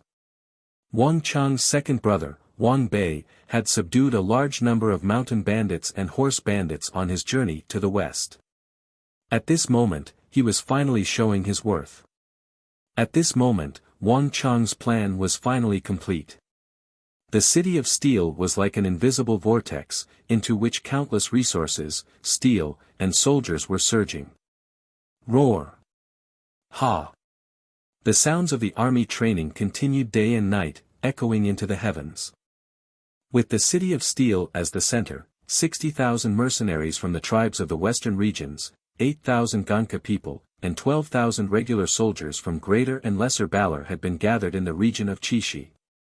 In addition, the Tang dynasty had gathered 20,000 soldiers from the Qixi Protectorate, 5,000 fully armored Wuxian cavalry, 20,000 elite infantry and cavalry led by Wang Chang's father Wang Yan and big brother Wang Fu, 8,000 elites from the Anam Protectorate who had fought in the War of the Southwest, and 10,000 regular soldiers sent by the imperial court. An army of 143,000 was gathered in the City of Steel. In addition, Wang Chong had used the 10 million taels of gold given to him by the imperial court to buy large amounts of cattle and sheep from the tribes of the western regions to replenish his supplies. In addition, all kinds of provisions, armaments, and steel modules were piled high in the City of Steel. The City of Steel had become a true war machine. At this moment, even the people of Uzan in the distant western regions could sense the thick aura of war in the City of Steel. A battle was about to begin. Time slowly passed, and the time for the army to depart got closer and closer.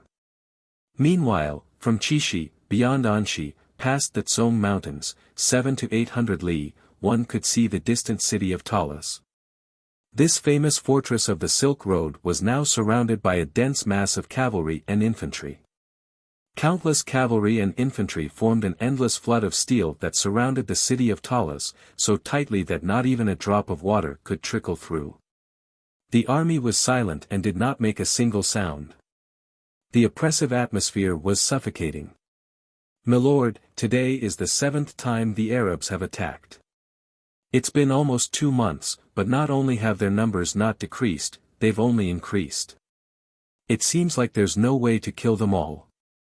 The soldiers won't be able to hold on for much longer." The magnificent walls of Talas were famous throughout the western regions, but at this moment, they were covered in smoke and fire. The walls were crisscrossed with scars of battle, and on the walls, a stalwart general stood next to Gao Xianji, a look of deep concern and unease on his face. "I understand," Gao Xianji indifferently said, his long hair fluttering in the wind. His expression was cold and aloof as he stared down at the vast sea of Arab soldiers. After nearly 2 months, Gao Xianji's face was covered in frost. If they hadn't seen it for themselves, no one would have believed that this was that handsome and refined war god of the western regions who had claimed to be invincible and undefeatable in every battle. As the most famous great general of the Tang dynasty's northwestern border and one of the strongest warriors of the Central Plains, the peak Saint Marshal Gao Xianji had slain countless powerful foes. Even after this fierce battle, Gao Xianji's clothes were not stained by a single drop of blood. In this world, the number of people that could threaten an imperial great general like Gao Xianji could be counted on one hand. But now, not only were Gao Xianji's hair and clothes stained with blood, even the breastplate protecting his chest had been shattered. The nearly indestructible, cloud-swallowing divine armor, that had been bestowed by the Holy Emperor had been struck by an even sharper weapon, leaving behind countless cracks and fissures. And dark red blood was flowing out of these cracks. If even the commander-in-chief of the army, Gao Xianji, was in such a state, one could easily imagine the intensity and cruelty of the battle that the Anxi Protectorate army had experienced in these last 2 months. In his 10-some years of campaigning and defeating countless foes, Gao Xianji had never imagined that here, to the west of the Tsong Mountains, he would encounter the strongest foe he had ever encountered in his life, Abu Muslim and his Arab army. "What are the casualties of today's army?" Gao Xianji's voice resounded over the walls, making it impossible to sense the slightest emotion in his voice. "All kinds of armaments have been damaged, and all our ballistae have been used up. In addition, the Furgan tribe has lost 8,000 soldiers, the Karluk 6,000, and we have lost 6,000. Of our 70,000 soldiers, only 30,000 remain. In addition, a considerable number are wounded. Milord, we won't be able to last much longer. We need reinforcements," the general anxiously said. "Is there still no news from Anxi?" Gao Xianji calmly said. "Yes." The burly general clenched his teeth. "In the last 2 months, we've been constantly requesting reinforcements from Anxi, sending letters like snowflakes every day. General Feng has replied that he's already doing his utmost to request reinforcements from the imperial court, but even now, no reinforcements have arrived. Milord, your subordinate will write another letter to General Feng and press for news. There's no need. To the general's surprise, Gao Xianji waved his hand and refused. Milord, hearing this, the general was dumbfounded, and he was completely dumbfounded. Pass on my order. Starting today, there's no need to send any more letters requesting reinforcements. Because, we have no more soldiers to use. Gao Xianji indifferently said. Hearing this, the subordinate next to him was dumbfounded, unable to say a word. Gao Xianji said nothing, but a complicated look flitted through his eyes. His gaze slowly swept over the earth, into the endless distance. Gao Xianji knew that he had made a mistake. In truth, they had already lost this battle, and the Anxi Protectorate army had no hope left to speak of. He had always advocated a quick and decisive battle, and in this battle, whether it was the attack on the Shi kingdom or the assault on the city of Talas, Gao Xianji had believed that his strategy had been flawless. His only mistake had been underestimating his opponent. A mountain cannot hold two tigers. I didn't think that there would be an opponent as powerful as the Tang dynasty on this continent. Gao Xianji's mind was in turmoil. The Tang dynasty was the strongest empire in the world. Whether it was Goguryeo, the Turks, the Yuzhan, or the kingdoms of the western regions, none of them could contend against it. This was a belief that had been deeply ingrained in Gao Xianji's mind. In his many years of campaigning in the western regions, this belief had never changed. As an imperial great general and Anxi protector general, Gao Xianji had once investigated Arabia, and he was well aware that Arabia was far stronger than the other kingdoms of the western regions. It was his strongest opponent in the western regions.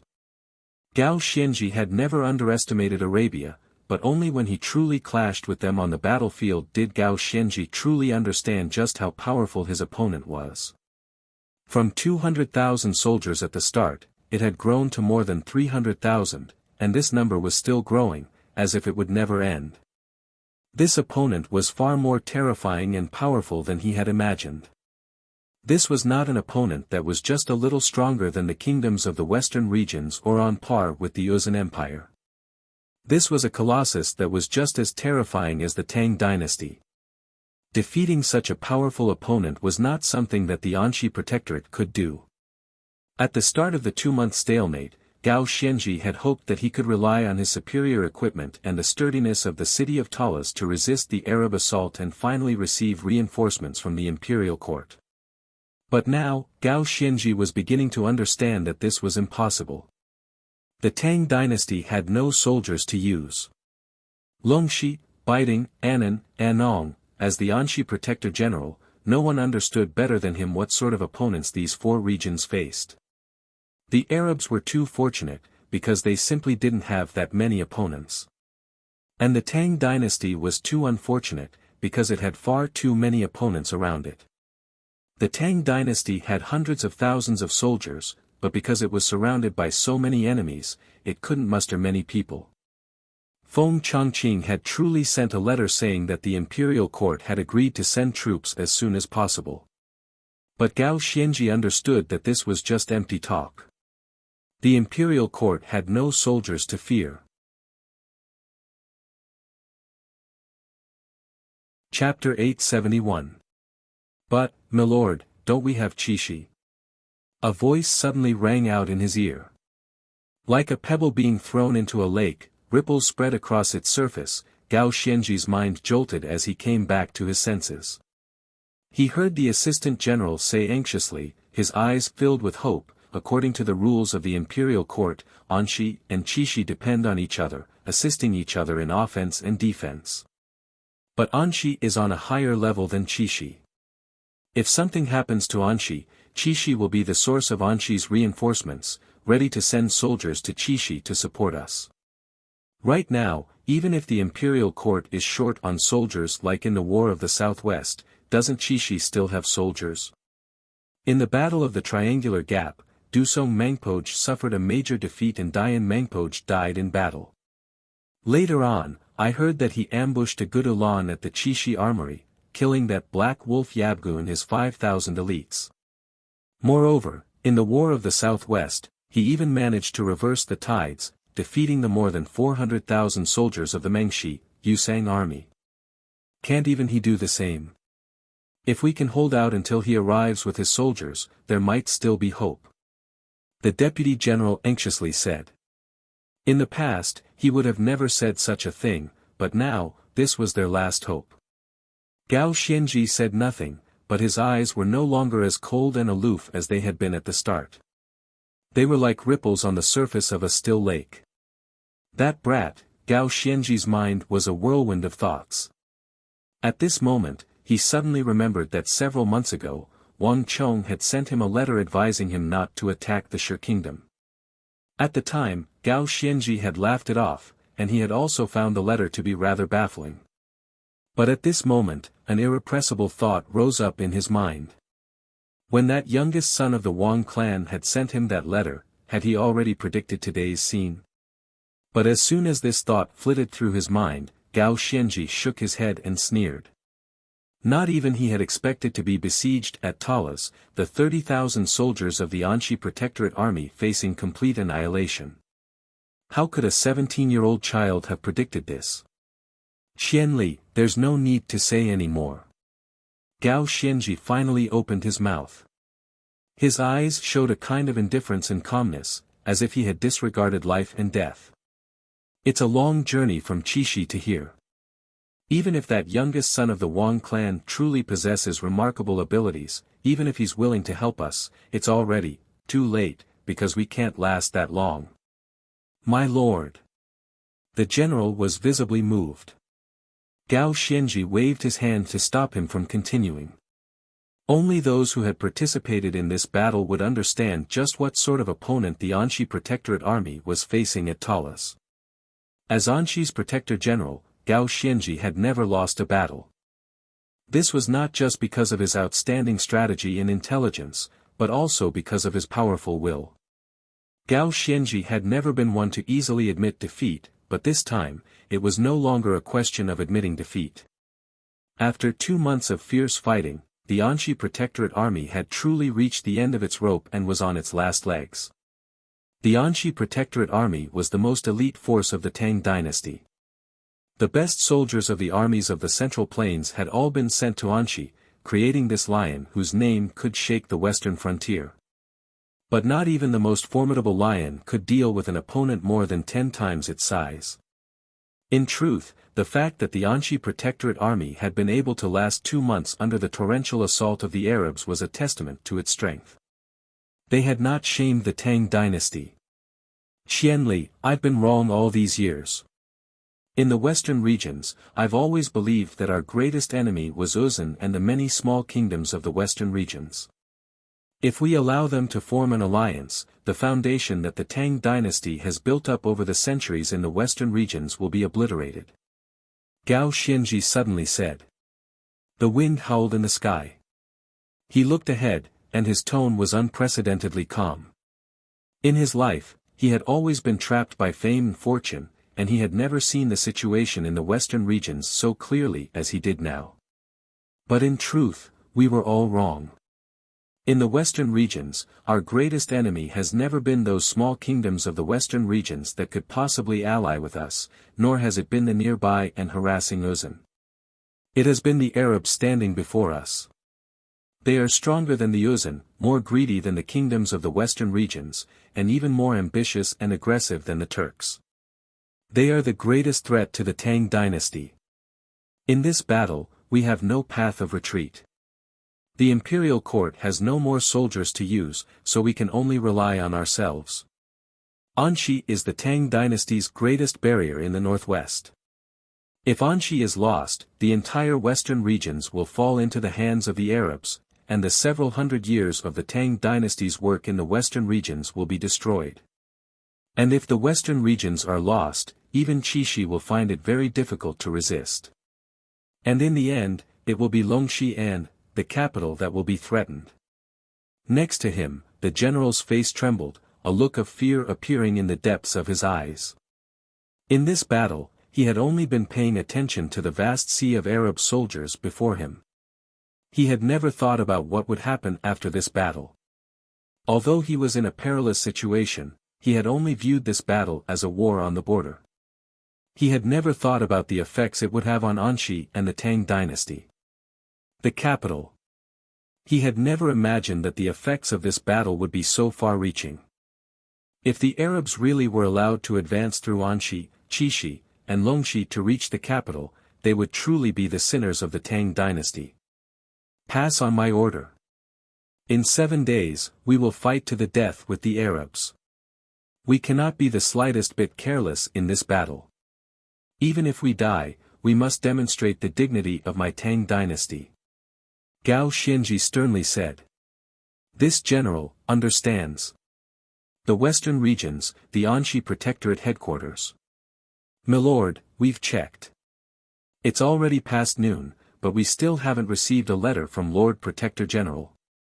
In the massive Protector General Hall, an Anxi Protectorate soldier kneeled on one knee, his head lowered to the ground as he respectfully reported. What? Feng Changqing's entire body trembled as he stood up from his seat, a look of deep unease on his face. It shouldn't have happened, it shouldn't have, milord. Could it be that the intensity of the battle has caused the messengers to be delayed, resulting in the delay? The kneeling Anxi Protectorate soldier cautiously said. No, it can't be like that. Lord Protector General's military orders are as strict as a mountain. He doesn't even make the slightest mistake when he eats.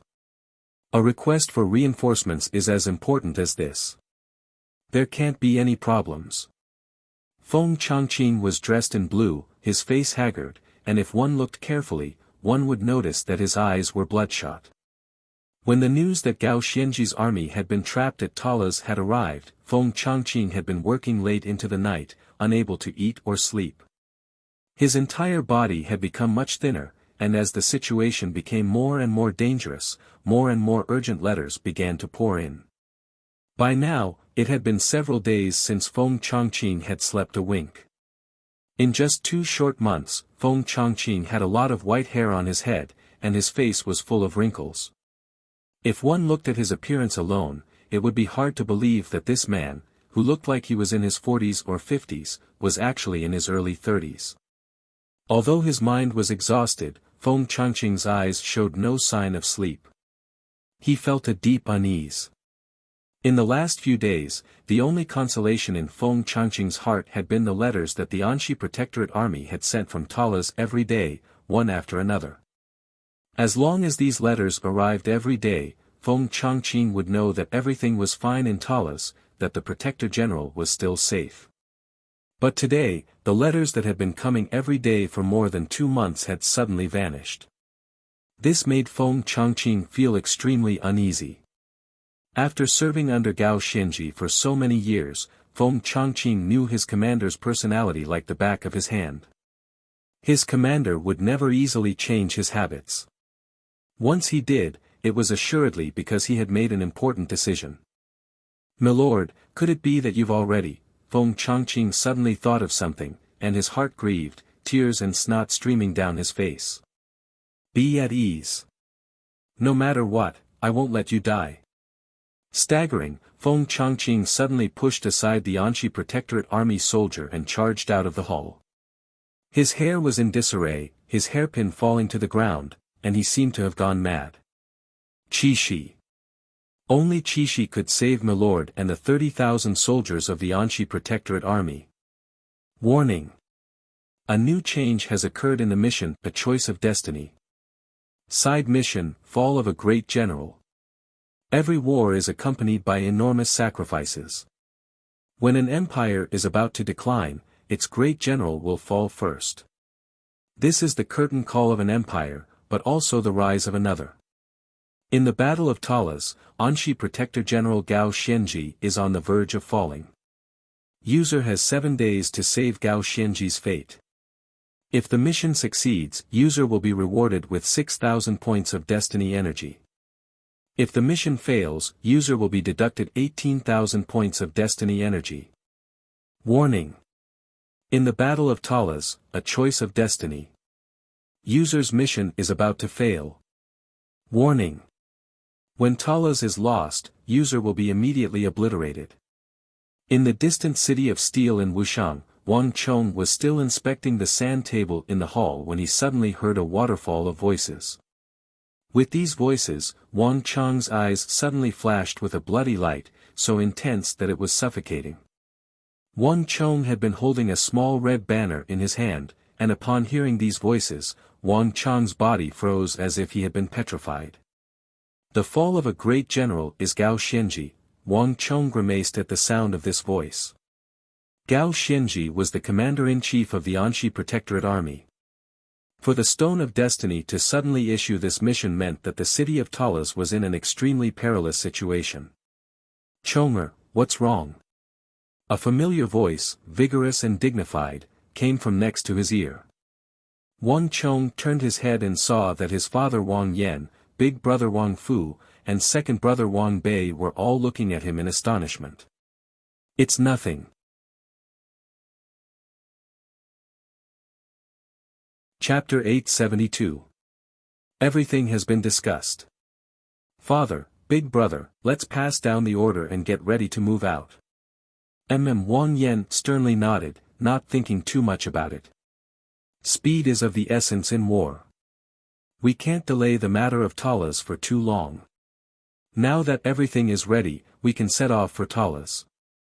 Fu, go and make the arrangements. Yes, father. Wang Fu straightened his back and quickly left. Chonger, you will be the leader of this operation. Your big brother, your second brother, and I will do our best to cooperate with you. There's no need to worry. Soldiers are important matters of state, and this operation concerns the lives of the 30,000 soldiers of the Anxi Protectorate Army and the entire structure of the western regions. We cannot be the slightest bit careless. Before we set off, let's conduct one last simulation. Wang Yan sternly said. Yes, father. Wang Chong nodded. Without standing on ceremony, he took over the reins and began to give a detailed explanation. There was no such thing as father and son on the battlefield. This war concerned the lives of more than 100,000 soldiers, as well as the fortune of the Central Plains for the next 1,000 years. Would it be like in his last life, where expansion was thwarted and the Central Plains plunged into civil strife, or would it continue the glory of the Tang dynasty and the Han people and become the strongest existence in the world? Everything would depend on this battle. A few moments later, the final simulation concluded, and Wang Chong finally walked out of the hall. A fierce gust of wind blew past Wang Chong's face, causing his hair to dance in the wind, and his mind to calm down. There are still 7 days before the fall of the great general. In other words, the city of Talas will fall in 7 days. 7 days is more than enough. Wang Chong stood at the door, a harsh light in his eyes as he quickly walked out. Beat the drums. Soon, loud thumps echoed throughout the city of steel. The ground rumbled and trembled as the city of steel was like a massive beast that had suddenly awakened. Countless soldiers were gathered in well-organized ranks, gathering toward the imposing city of steel from all directions. The Qixi Protectorate, the mixed infantry and cavalry, the Annan Protectorate, the Wuxiang cavalry, the ballista squads, the Ganka people, the mercenaries of the western regions, the regular armies of greater and lesser valor, more than 100,000 soldiers had all gathered here, creating a grand spectacle. Next to these troops, countless caravans of iron and steel, caravans of grain, craftsmen, and herdsmen of various tribes were also gathered here. The aura of war clamored in the dust. As Wang Chong ascended the city of steel's tower and appeared in front of everyone, countless gazes instantly turned to him. In the sunlight, Wang Chong's tall figure became the most dazzling existence in the world. There's no need for me to explain why everyone has gathered here today. I want to use this chance to tell those who harbor evil intentions and make enemies of the Tang dynasty that offend my Tang dynasty, no matter how far away, they will be executed. With these impassioned voices, clang! The clear cry of a sword resounded through the air. Under thousands of gazes, Wang Chong unsheathed his sword and pointed it west. "Move out!" Roar! A heaven-shaking roar resounded through the world, accompanied by the rumbling of the army. Some foreign and Han soldiers surged out of the city of steel like a surging river, surging along the cement road toward the distant Talas. Rumble! The earth quaked and the heaven-shaking momentum of this army shook the entire western regions. The largest western expedition in the history of the Tang dynasty had begun. Han, I'll leave the matters of Qixi to you." Wang Chong held his hands behind his back on a massive tower that soared into the clouds as he gazed at the vast army of foreigners and Han stretching out to the horizon. All was quiet, and just when everyone was about to think that Wang Chong was talking to himself, a cold and emotionless voice finally came from behind him. And then, all was quiet again. Wang Chong inwardly chuckled at this icy voice. As expected, it's still that Su Han's Han. Who could have imagined that Su Han's Han, who had only been at the true martial realm the first time they met, would break into the imperial martial realm the next time they met, accomplishing what others could not even achieve in 5 or 6 years. No one knew what had happened to him in the past year, nor how he had reached this level of cultivation. But to Wang Chong, he might have been surprised if this had happened to anyone else, but Wang Chong was not surprised that it had happened to Su Han's Han. As a genius who was publicly acknowledged to have the makings of a great general and who had once reached the brigadier general level, Wang Chong was not surprised that Su Han's Han had progressed so quickly. Su Hanshan's strength might not have reached the level in Wang Chong's memories, but there was no doubting his intelligence, strength, and strategic vision. Moreover, after more than half a year of training in biting, Su Hanshan's body had become much thinner, but he was also like an unsheathed sword, sharper and more composed. This was why Wang Chong had summoned him. The Battle of Talas is of great importance. Once I leave, Qixi will be left defenseless, and the Uzan and the Western Turks are certain to move. I only left you 8,000 Hu, 1,000 Han, and 8,000 bandits and brigands. This is the greatest help I can give you. No matter what, you must hold them. Qixi is the gate to Longxi. If it falls, the gates to Longxi will be wide open, and all the people will be exposed to the iron hooves of the enemy.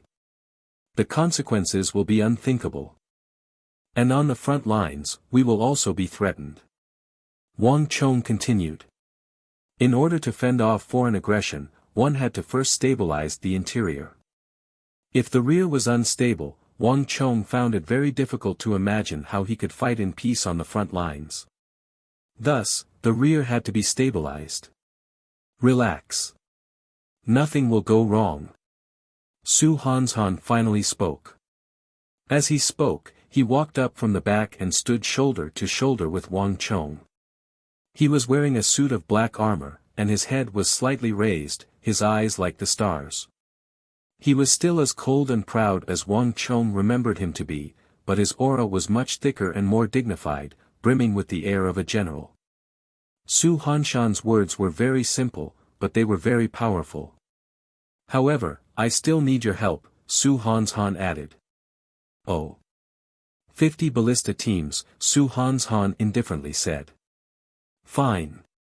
Wang Chong smiled and agreed without the slightest hesitation. 50 ballista teams, each team of 5, meant that there were only 250 people. To Wang Chong, this didn't have much of an effect. After concluding his conversation with Su Han's Han, Wang Chong quickly left the gate tower. At the lofty gate of Steel Gate, Su Yiqin and Su Ke were waiting. Milord. Upon seeing Wang Chong, Su Ke and the others immediately bowed. It was about time. All that was left was for Wang Chong to set out. Wang Chong nodded, and then he walked past them toward the gate, toward the fairy-like figure of Su Yiqin. Take care. I'll be waiting for your return. Be at ease. I'll definitely return in triumph. Wang Chong grinned, and then he walked over to Su Ke and took the reins of the white-hoofed shadow. Let's go. As soon as he finished speaking, the two of them mounted their warhorses and quickly headed out of the city one after the other. Behind them, Su Yiqin stared at Wang Chang's back, the smile on her lips slowly fading, her eyes suffused with deep concern. This was not the first time Su Yiqin had seen Wang Chong leave like this. If she had no understanding of Arabia or Talas, Su Yiqin might have believed this to be a simple campaign, but even an imperial great general like Gao Xianji had been trapped in Talas and had still not broken out. From this, one could easily imagine the strength of the Arabs. But Su Yiqin did not want to burden Wang Chong in any way, so no matter how worried she was, Su Yiqin always maintained a smile in front of Wang Chong. A cool breeze accompanied by a gust of sand blew by. Su Yiqin narrowed her eyes and lightly coughed. "Young lady," a voice came from behind her. Su Yiqin's personal maid, Xiao Zhu, had at some point appeared behind her, worriedly gazing at Su Yiqin's back. "It's fine, don't tell anyone else." With these words, Su Yiqin quickly vanished from the city of steel. The hundreds of thousands of soldiers surged in the direction of Talas, one batch after another. At the very back of the army, Wang Chong called over Su Kei. "We're still moving too slowly. Su Kei, take a group of cavalry and set off first. I have something for you to do." Wang Chong rode on the white-hoofed shadow as he looked into the distance. "Marquis, please give your orders. Take this letter with you. Everything you need to do has been explained in the letter. Do as I say. I'll only give you 2 days. You don't need to worry about us. Once you're done, wait for us at the Anxi Protectorate headquarters." As Wang Chong spoke, he took the letter from his bosom and handed it over. "This general will go." Su Kei took the letter, but without even reading it, he quickly turned around. You, everyone, follow me." Speed was of the essence in war, and a few moments later, Su Kei had pulled out 5,000 cavalry from the army of more than 100,000. Stirring up a cloud of dust, he left the army and shot away. "Gao Xianji, hold on. Until we reach the battlefield, this is all I can do to help you. Be careful of the Karluks. The people of the other races are not trustworthy." Wang Chong said to himself as he looked in the northwest in the direction of Talas. The situation at Talas was getting more and more perilous. If everything went as expected, the Karluks would rebel once more. History could change, but people's personalities would never change. In truth, Gao Xianji's tactics had a major weakness. He liked to use the Anxi Protectorate army in the front and the mercenaries in the rear. If he won the war, this was fine, but if the war did not go smoothly, just like at Talas, this was the shackles of death that Gao Xianji had placed on himself. Chapter 873. Flap flap flap. As Wang Chang's army of more than 100,000 soldiers rode out of Qixi, countless carrier pigeons and rock eagles took off in every direction. This large-scale mobilization of soldiers had attracted the attention of countless people. On the distant Tibetan plateau, some Tibetan horsemen looked down from their vantage point, saw that dense mass of soldiers, and immediately turned their horses around. They're finally moving out. Next to the Uzan royal capital, in an underground prison that no one could see, there was a creaking sound as the steel bars opened. As Huishu Wizong and Dusong Mengpoj watched, a figure slightly combed back his hair, raised his head, and slowly walked out of the prison. Buzz. All was quiet and nothing happened, but in Dusong Mengpoj and Huishu Wizong's eyes, the entire world seemed to rumble and tremble with that person's footsteps. After a long time, the Uzan, the Tang dynasty, and the western regions were finally about to usher in a new wave of change. Awu. As the Qixi army departed, on the border between Qixi and the western Turkic Khaganate, a massive blue wolf stretched its neck and howled, its shrill howl traveling 10 some li. The wolf howl continued to spread from the edge of Qixi all the way to the depths of the Turkic steppe. Gallop. A few moments later, 20 to 30 li from the Qixi border, 5 Western Turkic soldiers suddenly turned their heads and called out. Then, each of them riding a giant wolf, they hurriedly galloped off into the distance. A few hours later, neigh. The neighing of a warhorse resounded from the main peak of Mount Sanmi, the seat of the Western Turkic Khaganate's court. Following the loud neigh of the horse, a burly figure slowly appeared on top of Mount Sanmi like a deity. Everyone's eyes were glued to him. At that moment, the sky darkened, and even the sunlight seemed to be obscured by this figure. Urgent. All the Turkic cavalry immediately lowered their heads, expressions of respect and submission on their faces. In the Turkic language, Urgent was an honorific given to a person of extremely high status.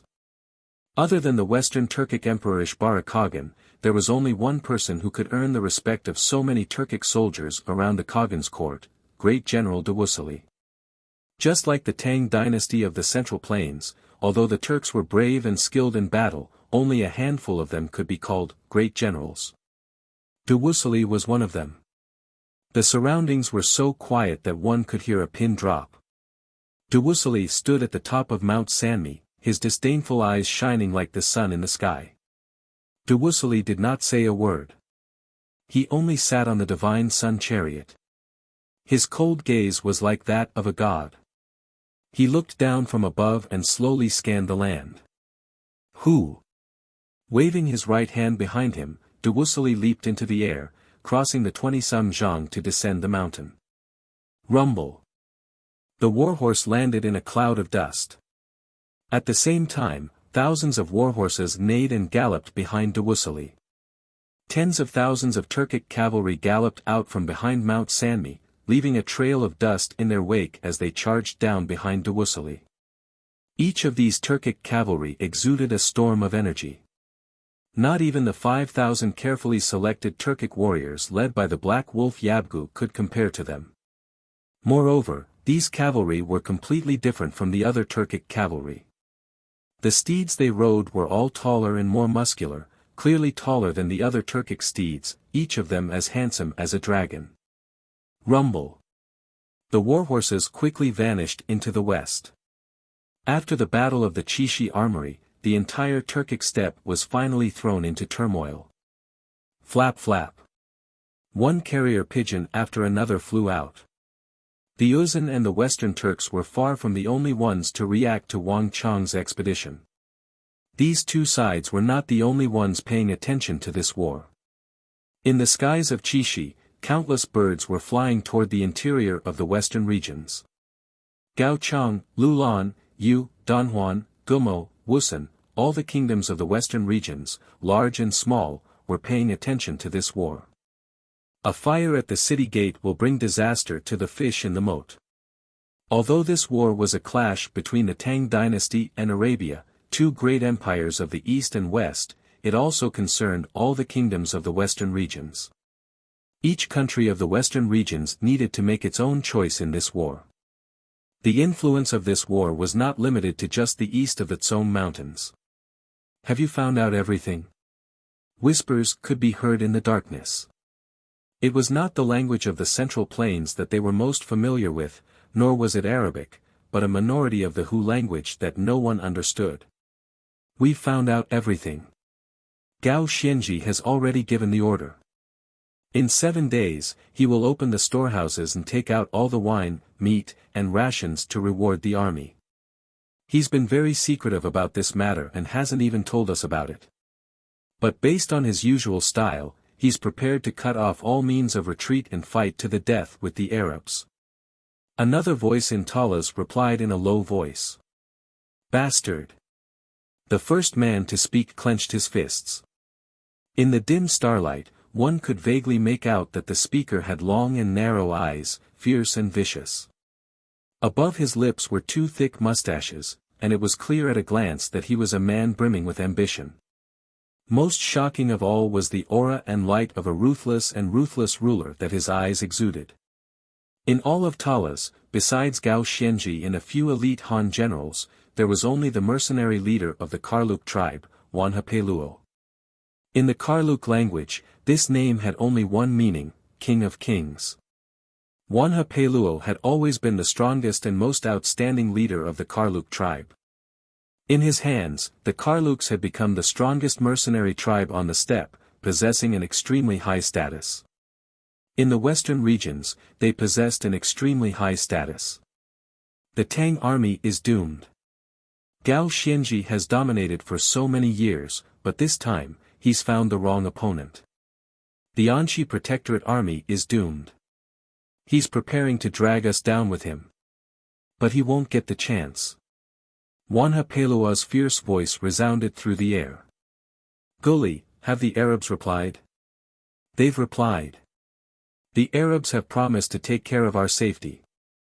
In addition, as long as we act as spies and open the gates, they will give us another 800,000 taels of gold. In addition, all the gold Gao Xianji plundered in the Shi kingdom belongs to me. The Arabs have also promised that they will support us in ruling over the other tribes in the western regions. The Karluk general called Gully said in a hoarse voice, his voice tinged with a special meaning. Good. Wanha Peluo coldly smiled, a frightening light in his eyes. Gao Xianji and the Anxi Protectorate army will fight the Arabs to the death in 7 days.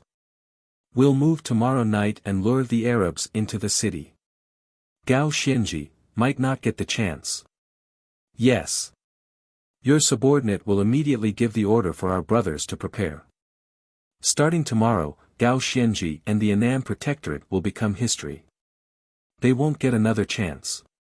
The western regions will be the world of Milord and our Karluk. The Karluk general called Gully immediately said. Wanha Peluo chuckled and gave a satisfied nod. The Anxi Protectorate army and Gao Xianji were renowned throughout the world as the war god of the western regions.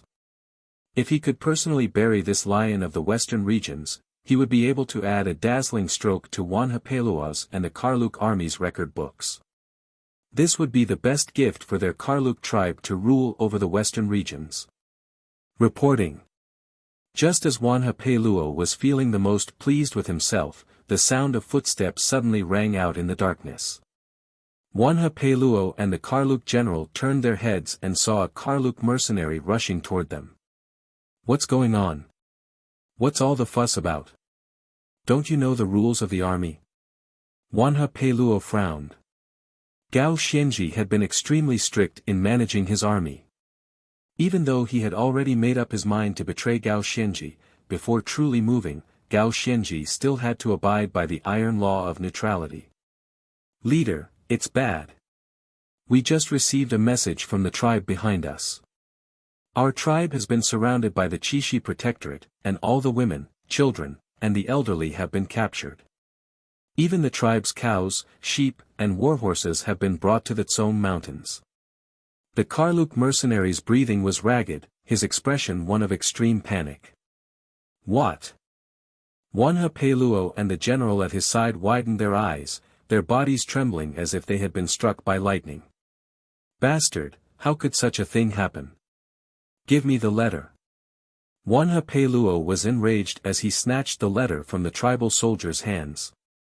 The Karluk tribe had many people, and the majority of the men would usually leave the tribe to fight in the field, leaving the elderly, women, and children to stay in the rear. This was also for the safety of the Karluk tribe. In this way, no matter how many men the Karluks lost in the field, the tribesmen in the rear could still reproduce and receive compensation from their employers. In addition, for the safety of the rear, Wanha Peluo had left a special eagle in the rear. This was a mutant beast that he had purchased from an Arab merchant at a high price. It could fly extremely fast. If something happened in the rear, this eagle could be used to notify Wanha Peluo at the front as quickly as possible. In this way, they could take care of each other and avoid being ambushed in the rear. But this sort of thing had never happened before, given the prestige and illustrious fighting power of the Karluks. Yet Wanha Peluo had never imagined that while he was with Gao Xianji and the Anxi Protectorate army, his home would be attacked, and it would be the army of the Tang dynasty. When he opened the letter, he saw that it was written entirely in Karluk, and it was marked with a symbol that only his tribe knew. Bastard! A thunderous roar resounded through the skies, shattering the tranquility of Talas. Wanha Peluo threw the letter to the ground, his entire body seething with rage. Get ready. I'm going to see Gao Shinji. You're tuning into the Han Li's Wuxia Adventures YouTube channel. We're so grateful for your support, and don't forget to subscribe to join us on this incredible journey through captivating stories. Your generosity through donations truly makes a world of difference, as it's the primary source of revenue that allows me to expand and enhance this channel for you. Thank you from the bottom of my heart for being a part of this adventure.